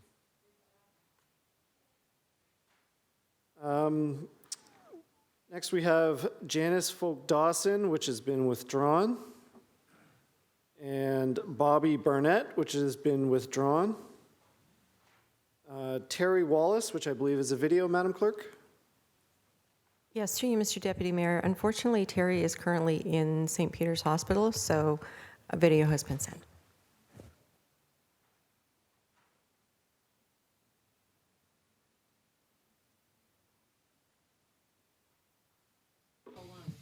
Hi, my name is Terry Wallace. I'm talking to you on recording today because I'm a patient at St. Peter's Hospital and I'm not able to be there in person. The reason I think the city we need citywide snow clearing is because I'm a wheelchair user. I have been since June of 2002, and winters are a nightmare. Every winter I'm forced to take my life into my hands because I'm forced to wheel on the road. Not everybody shovels their sidewalk. And it only takes one person. It doesn't matter if 10 houses shovel. If the 11th hasn't shoveled, we can't get through. If you're using a wheelchair, a walker, or trying to push a stroller, and you run into just one lot that hasn't been shoveled, you either have to try and trudge through and probably end up being stuck and having to have someone come to your aid, or you have to turn around and go all the way back and take your journey on the road. Myself, just because I'm so sick of having to do this, I wheel on the road, because even if everybody shoveled, the person on the end almost never shovels the curb cut. So you can get all the way down the sidewalk, but then you're unable to cross the street. And you end up again having to go back to the last driveway, or if there are no driveways, all the way back to where you started. And that's really unfair for people that have trouble getting around to start with, to make them go back and commence their journey. I've had some really frightening experiences wheeling on the road because cars don't have good control when there's a lot of snow. A lot of the time, if cars are still parked on the side of the street, there's only one lane, and it can be very dangerous. We can't move very quickly in snow. I mean, we can hardly move at all, and we have much less control than cars do. A couple of years ago, I was wheeling on King Street. I couldn't get on the sidewalk because the curb cut wasn't shoveled. And that was when we still had the bus lanes. I was in the bus lane, but a car decided it would be fun to play chicken with a wheelchair and basically ended up running me into a snowbank. Things like this are not uncommon. They happen all over the city. Hamilton is a city of wheelchair users. We've been nicknamed Scooterville at one point. And it's really unfair to make a section of the population that faces all kinds of obstacles in their everyday life have to deal with the obstacle of snow removal. We put our lives in danger because snow removal is inadequate. You cannot expect every house. Some of them have very good reasons for not shoveling their snow, some of them don't. But you cannot expect every homeowner or person that's living there. A lot of landlords are not present. They're not present. They're not there to shovel. The person renting thinks it's the landlord's job to shovel, so they won't do it. The landlord doesn't live there, so they don't care, so they don't do it. And then you run into vacant lots. The problem with vacant lots, nobody lives there, so that snow is never removed. That happens to me on Market Street. There's a vacant lot. There's no snow removed. No snow is removed from there, and that's one of the reasons I always have to wheel on the road. The city needs to remove the snow citywide so that wheelchair users, people who use walkers, people who are visually impaired, and able-bodied people with children in strollers can wheel in safety during the winter and not take our lives into our hands by wheeling on the road. Thank you. Thank you, Madam Clerk, and thank you, Terry. I'm going to give one final request for Jennifer Vermeer if she is in the audience.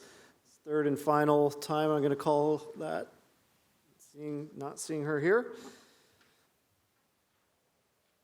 Next on our agenda is Tanya Kerr, ETFO, Respecting Living Wage for Students.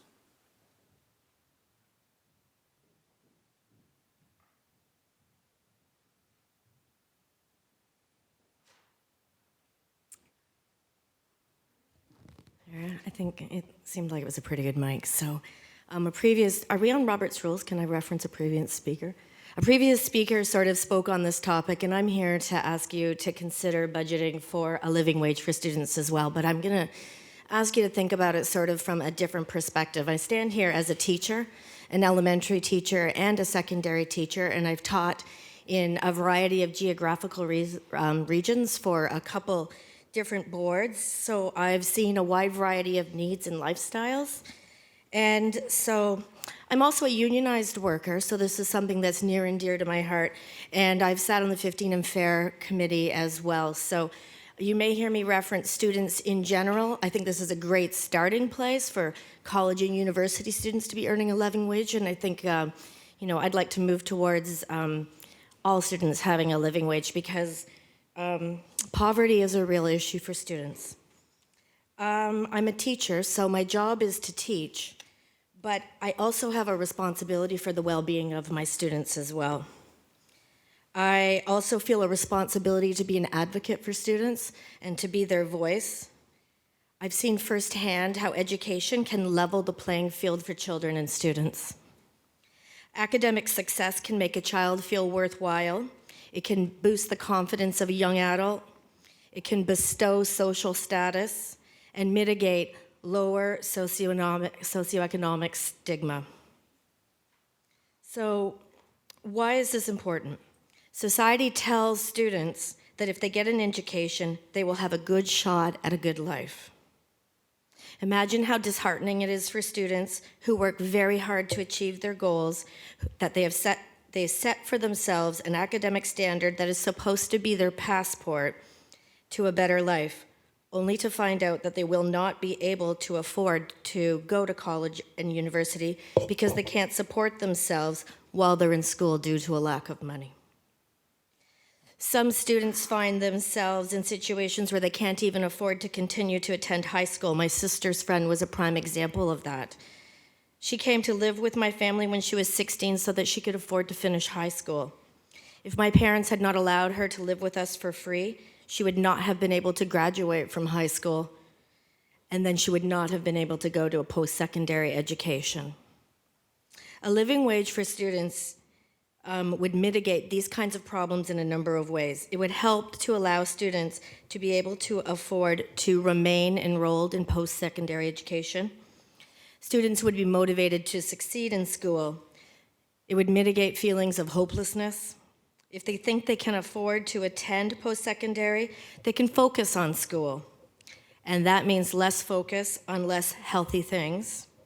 It'll improve the mental health for all young people in this city.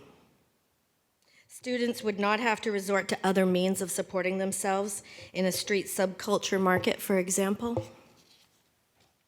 I'll say it again. Poverty for students is a real issue in this city. A living wage for students is the beginning step to getting back to that concept that a college or university education can help pave the way to economic stability and gainful and sustainable employment. And that's because a living wage for students can set a bar for big business in our city to have better starting wages after graduation. A living wage ensures that organizations, businesses, and employers do not take advantage of youth. And I'm not saying that this organization takes advantage of youth, I'm just speaking sort of through the moral social fabric.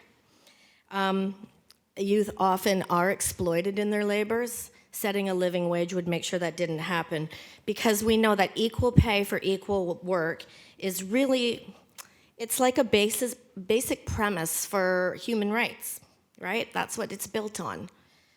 And so I see this as an opportunity for the city to lead by example.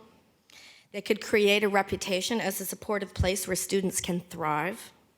It goes hand in hand with our reputation as a home of world-class post-secondary education institutions.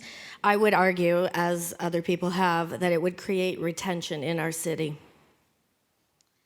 Part of the City of Hamilton's mission statement says that post-secondary institutions and businesses collaborate with the city, contributing to the success of our economy. I would also argue that this collaboration needs to go both ways. Paying students, your students, a living wage is a great way for the City of Hamilton to make good on this statement. Thank you, Tanya. I have no questions for you, so thank you for the presentation. Next, we have James Watson from QP 3906, respecting student living wage.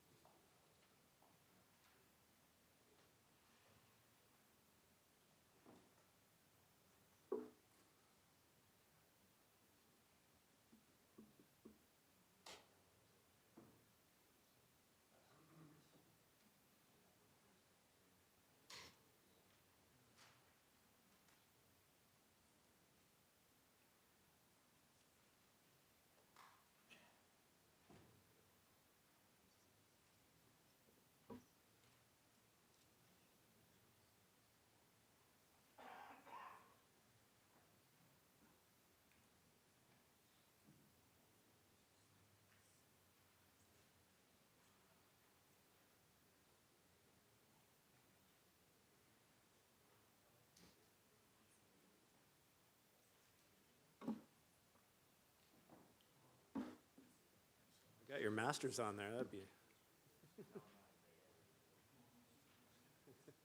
Don't lose that stick.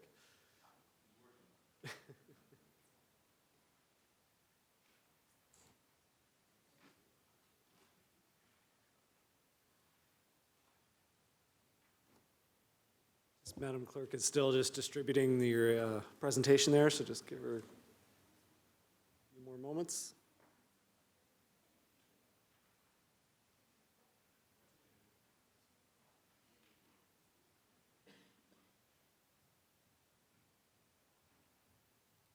And just whenever you're ready, James. Okay, well, today I'll be talking to you about post-secondary student workers and a living wage.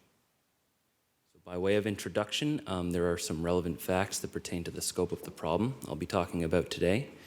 And worth noting is that McMaster and Mohawk combined have over 60,000 students enrolled each year, with the majority of them living in this city. As you can see from my slide, in Ontario in 2019, 35 to 40% of post-secondary aged full-time students have a job during the school year. Additionally, students aged 15 to 24 are the most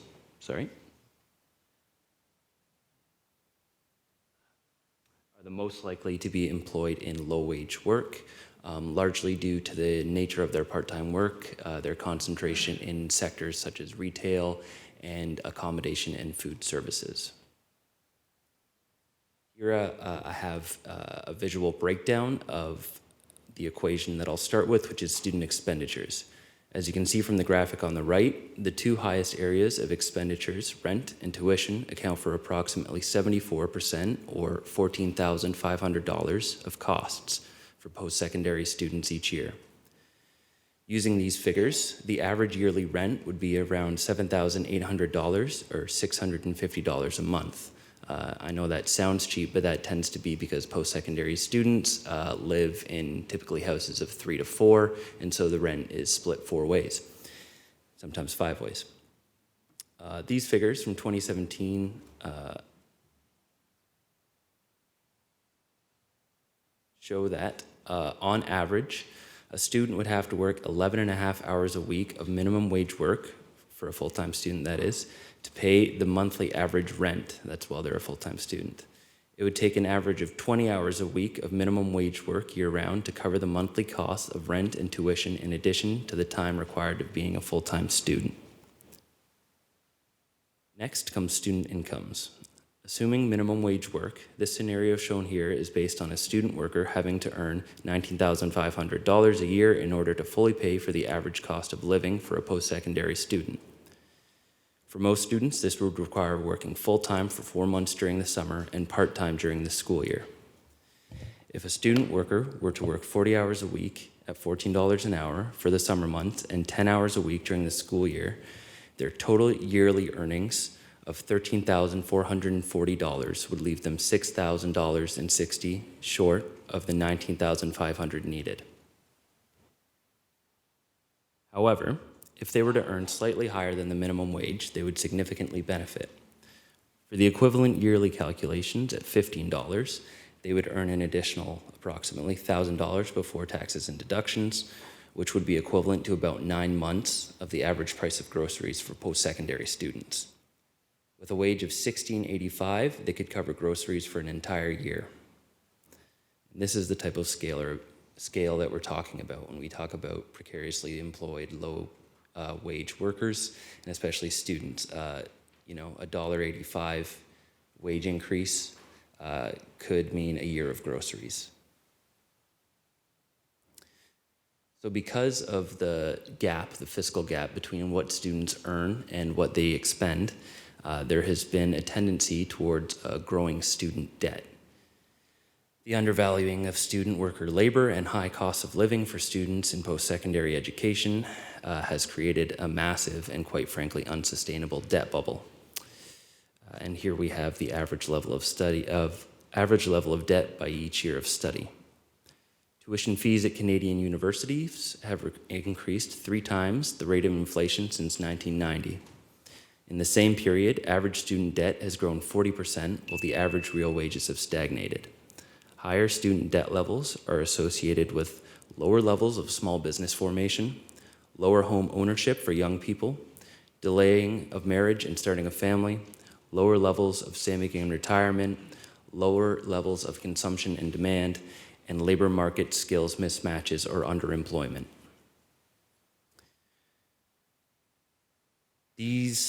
So there's sometimes speculation as to whether increasing the minimum wage or implementing a living wage will lead to labor displacement, which is not necessarily layoffs, but it could be a reduction in hours, decision not to hire more new workers, slower new wage growth. But the results are inconclusive, and experiences in other living wage cities such as Seattle and Vancouver have yielded net benefits for low wage earners across the board and have not led to losses that were predicted. Research indicates that a minimum wage could have a negative impact on young workers. With lower levels of seniority, job permanency, and job protection, young workers are more often precariously employed than older employees. So what I did was look at wage increases across 3 provinces and the net effect for young workers aged 15 to 24. This is Stats Canada data. In the top row, you'll see below the province, the wage increases year over year that have been implemented. And in the last column is the total cumulative growth in wages. And as you can see, though there have been slight adjustments in retail and food and accommodation sectors, overall youth employment has increased. And in all 3 provinces, youth unemployment has declined. In Alberta, there's a kind of inverse relationship, which you see where total employment has actually decreased, but the unemployment rate has declined, and this is likely due to the economic downturn that affected the province between 2014 and 2016, and GDP has not yet recovered, so it's been sluggish economic growth. People have been, there's been slow business investment, so young workers have primarily been returning. Interrupt you for one moment there, James. My apologies. You're just over your time limit, so you're wrapping up. Yeah. Motion to extend by Councillor Jackson, seconded by Councillor Wilson. All in favor? Carried. Okay, thank you. Additional 5 minutes. Thank you, everyone. I have about 2 slides left. So what has happened in Alberta is workers who have not been able to find work, even though the unemployment rate is lower, have been returning to post-secondary education, which is increasingly expensive. So they need the jobs and the wages while they're in there. Based on preliminary research that I've done on this matter, the rising cost of living and studying in post-secondary requires that student workers be paid a living wage or to face, quite frankly, some quite adverse consequences. We know that rental prices in the city are increasing drastically and that an overwhelming majority of student workers are renters. So there's things that can be done at different policy levels as well. But that the implementation of a living wage isn't a catch-all solution. It's a very important first step and a necessary step, I think. But there's other initiatives out of a youth employment strategy that can be done to make sure that young workers and student workers are finding good work at adequate wages with adequate protections. To not do so increases the risk of young workers working in poverty and increased student debt. Some suggestions on that front from a youth employment strategy would be ending things like unpaid internships, which quite frankly are a sin. Increasing co-op opportunities that pay a living wage, and incentivizing student employment for, small businesses and other groups in the city, potentially not through lower wages, but through tax credits, subsidies, and efficient placement opportunities. Thank you, James. I have a question from Councillor Jackson. Thanks, Mr. Deputy Mayor. James, nice to meet you. My former alma mater. I won't tell you what year I graduated, but keep it going. This is important work that you're doing. I hope you stay in touch with the municipality. If you could go back 2 slides to the provincial comparators. Yeah, yes, thank you. So generally speaking, James, is Ontario falling further behind other provinces across the country in terms of student employment and living wage? Can you just maybe elaborate a little more for me, Mr. Deputy Mayor, please? Sure. So in terms of student populations, Ontario has the highest concentration of universities and colleges. It has the overall highest pool of students in the country. And with the recent wage adjustments, there's obviously been a benefit to how much students can earn during the summer months, how much they can earn during the school year, but it's still, frankly, not enough because of the rising cost of tuition, which has been reduced this year, is frozen next year, but thereafter is unregulated. And I know that's a provincial measure, but especially for students who rely on OSAP and things like that as well, which has also faced changes at the provincial level, it's going to have detrimental effects if students can't earn near what they need to survive during the school year, and then can't access the types of loans and grants that they need. I see. I appreciate that. And Mr. Watson, have you drilled down further in terms of, even within Ontario, comparative municipalities? Because obviously you're here today advocating for students, student hiring, and especially students receiving a living wage, which now I've learned today has been reconstituted to $16.45 from the formerly $15.95. So have you drilled down in your major in terms of comparator municipalities? Is Hamilton in the middle of the pack? Are we at the lower end, higher end in terms of A hires and what we're paying our students?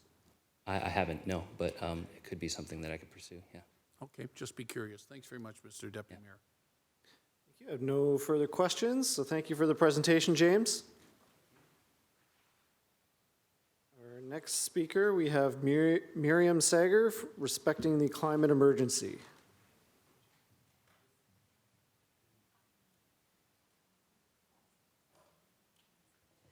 Good evening, Mr. Deputy Mayor, Mayor, councillors, fellow Hamiltonians who've been sitting here through a long afternoon. Sorry. I was in 5th grade when the country I grew up in started bracing for war. We were drilled in filing down to the communal shelter.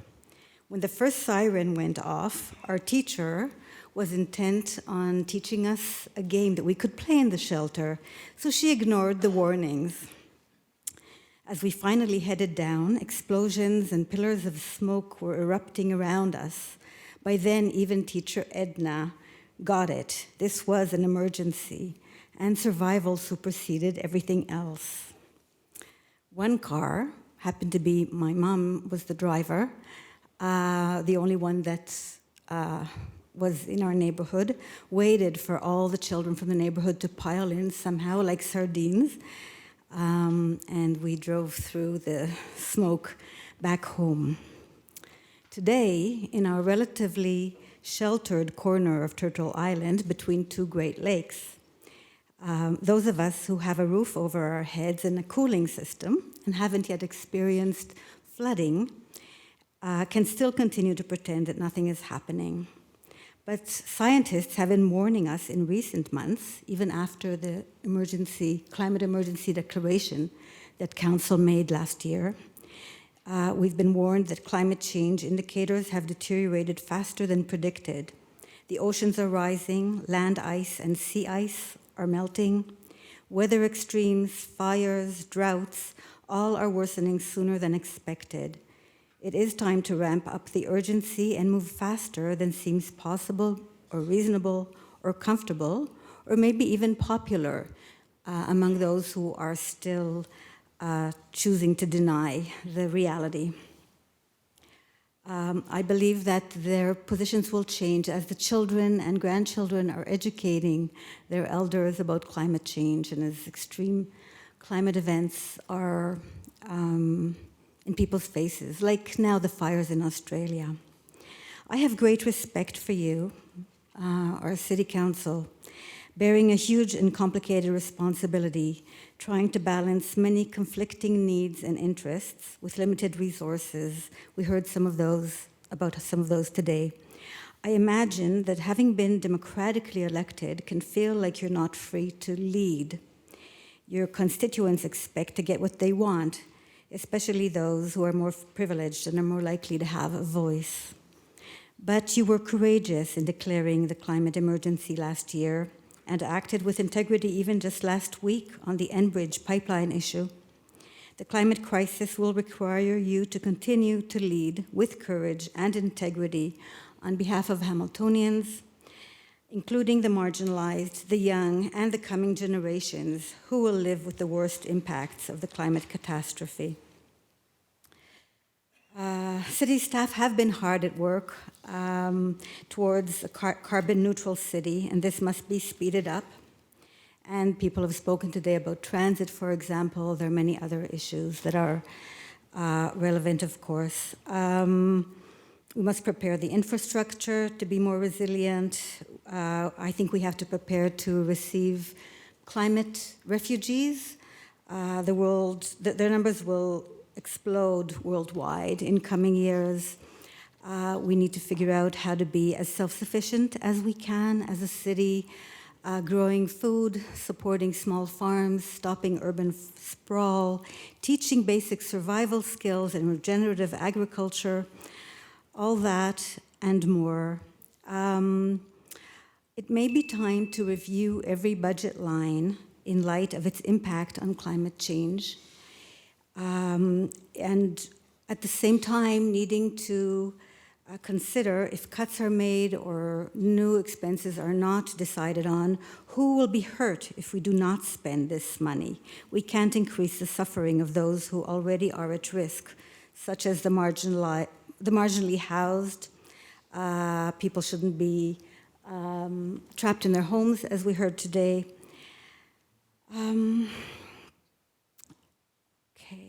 So through my grade 5 lens during that war, the question is, do we have to learn this game now, or is it a frill that we can defer to better times?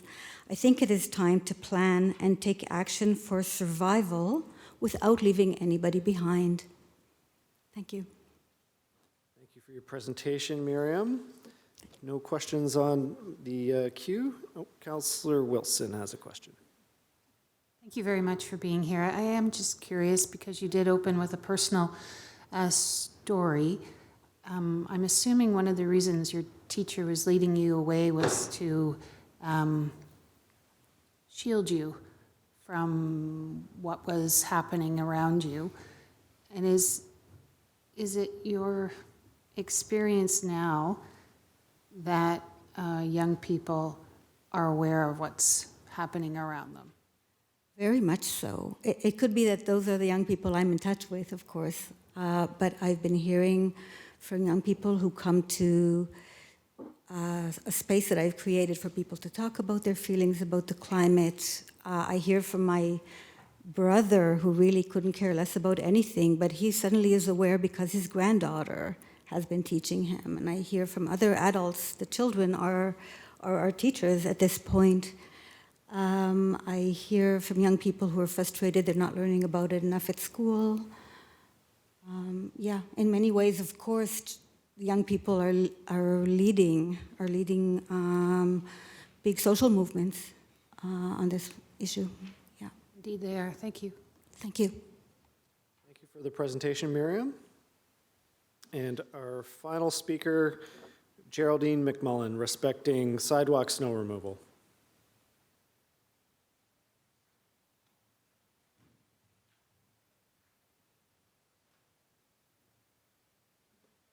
Started off with good afternoon. I'm going to change that to good evening. Deputy Mayor, Mayor, councillors, staff, guests, residents, and those who hung around to listen to the last speaker. So let me start with, did anyone here struggle to navigate a snow or ice-covered sidewalk over the last week or so? Or even today, perhaps? I certainly did while walking my dog. Ideally, he could walk himself, but we're not there yet. I'm the parent of a young man, Daniel, who was able-bodied one day, struck by a car the next day, and in a blink of an eye, his whole life changed. He now lives with a life-altering disability, and he has to think through a number of scenarios similar to the 3 scenarios you have to think through today, before leaving the house. Things we take for granted. Like, can I get to the bus stop without slipping and further injuring myself? Will my neighbor's sidewalk be cleared? As we age, we become more careful, more aware of the dangers that we as pedestrians face, less confident in our winter walking, and certainly less able to recuperate from a slip or fall. With an increased baby boomer population, our community's safety and responsibility should be enhanced. The winter season is a concern for many. What's the weather like today? Wow, that snow is sure coming down, eh? How Canadian are these questions? How about, can I even get to the mailbox? Can I get to the bus stop without fear of slipping or falling or being stuck out in the cold? Have any of you here in this chamber ever asked yourself these questions? Or do you know someone you care about who has? Would a mother pushing a stroller through a snow-covered sidewalk be at risk to herself or small child, as we heard earlier today with the moms group? Has anyone here ever seen a person in their wheelchair or scooter using the road because of impassable sidewalks? We've heard testimony here today about that as well. I have plenty of times. I would suggest that many of us have. As the daughter of a wonderfully independent 88-year-old mother, and she'll kill me for saying that, I do worry about her and our older citizens, especially the more vulnerable. Mom has a Good Samaritan neighbor who will clear her snow, but imagine those who have no one. And I can tell you, me getting and clearing my area and then getting to clear her area, I can't get there fast enough. That's why the Good Samaritan, and we're so blessed to have him. The Snow Angels program has been capped. Therefore, many who need help are not served. And I will add that under the definition of disability, I myself qualify. I have been in 5 car accidents and have had major back surgery. So me shoveling the snow, for instance, is not an option. In a community where we aim to have a pedestrian-friendly experience, does it not make sense to put our money where our mouth is? Citizen safety is something that council cannot continue to ignore. Each home or business owner needs to consider this every time it snows, so why shouldn't our own elected body?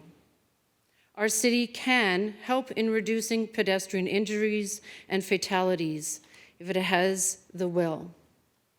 Otherwise, children, the elderly, the less abled, the disabled continue to be at risk.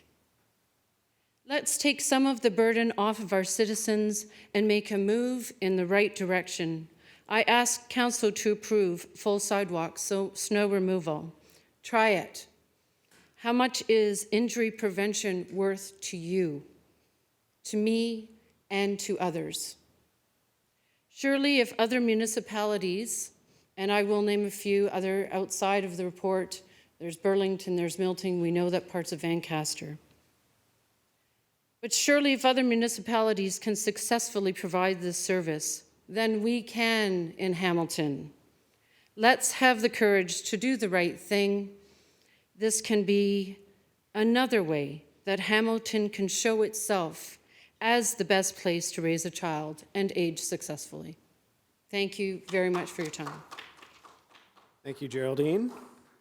I have no questions on the queue, so thank you for the presentation. So may I have a motion to receive the delegations, items 6.1 through to 6.33, with the exceptions of item 6.3, who is not in attendance, and items 6.8, 6.11, 6.27, and 6.28, which were withdrawn. Moved by Councillor Partridge, seconded by Councillor Nan. All in favor? Carried. Adjournment. Can I have a motion to adjourn? Moved by Councillor Pearson, seconded by Councillor Pauls. All in favor? Carried.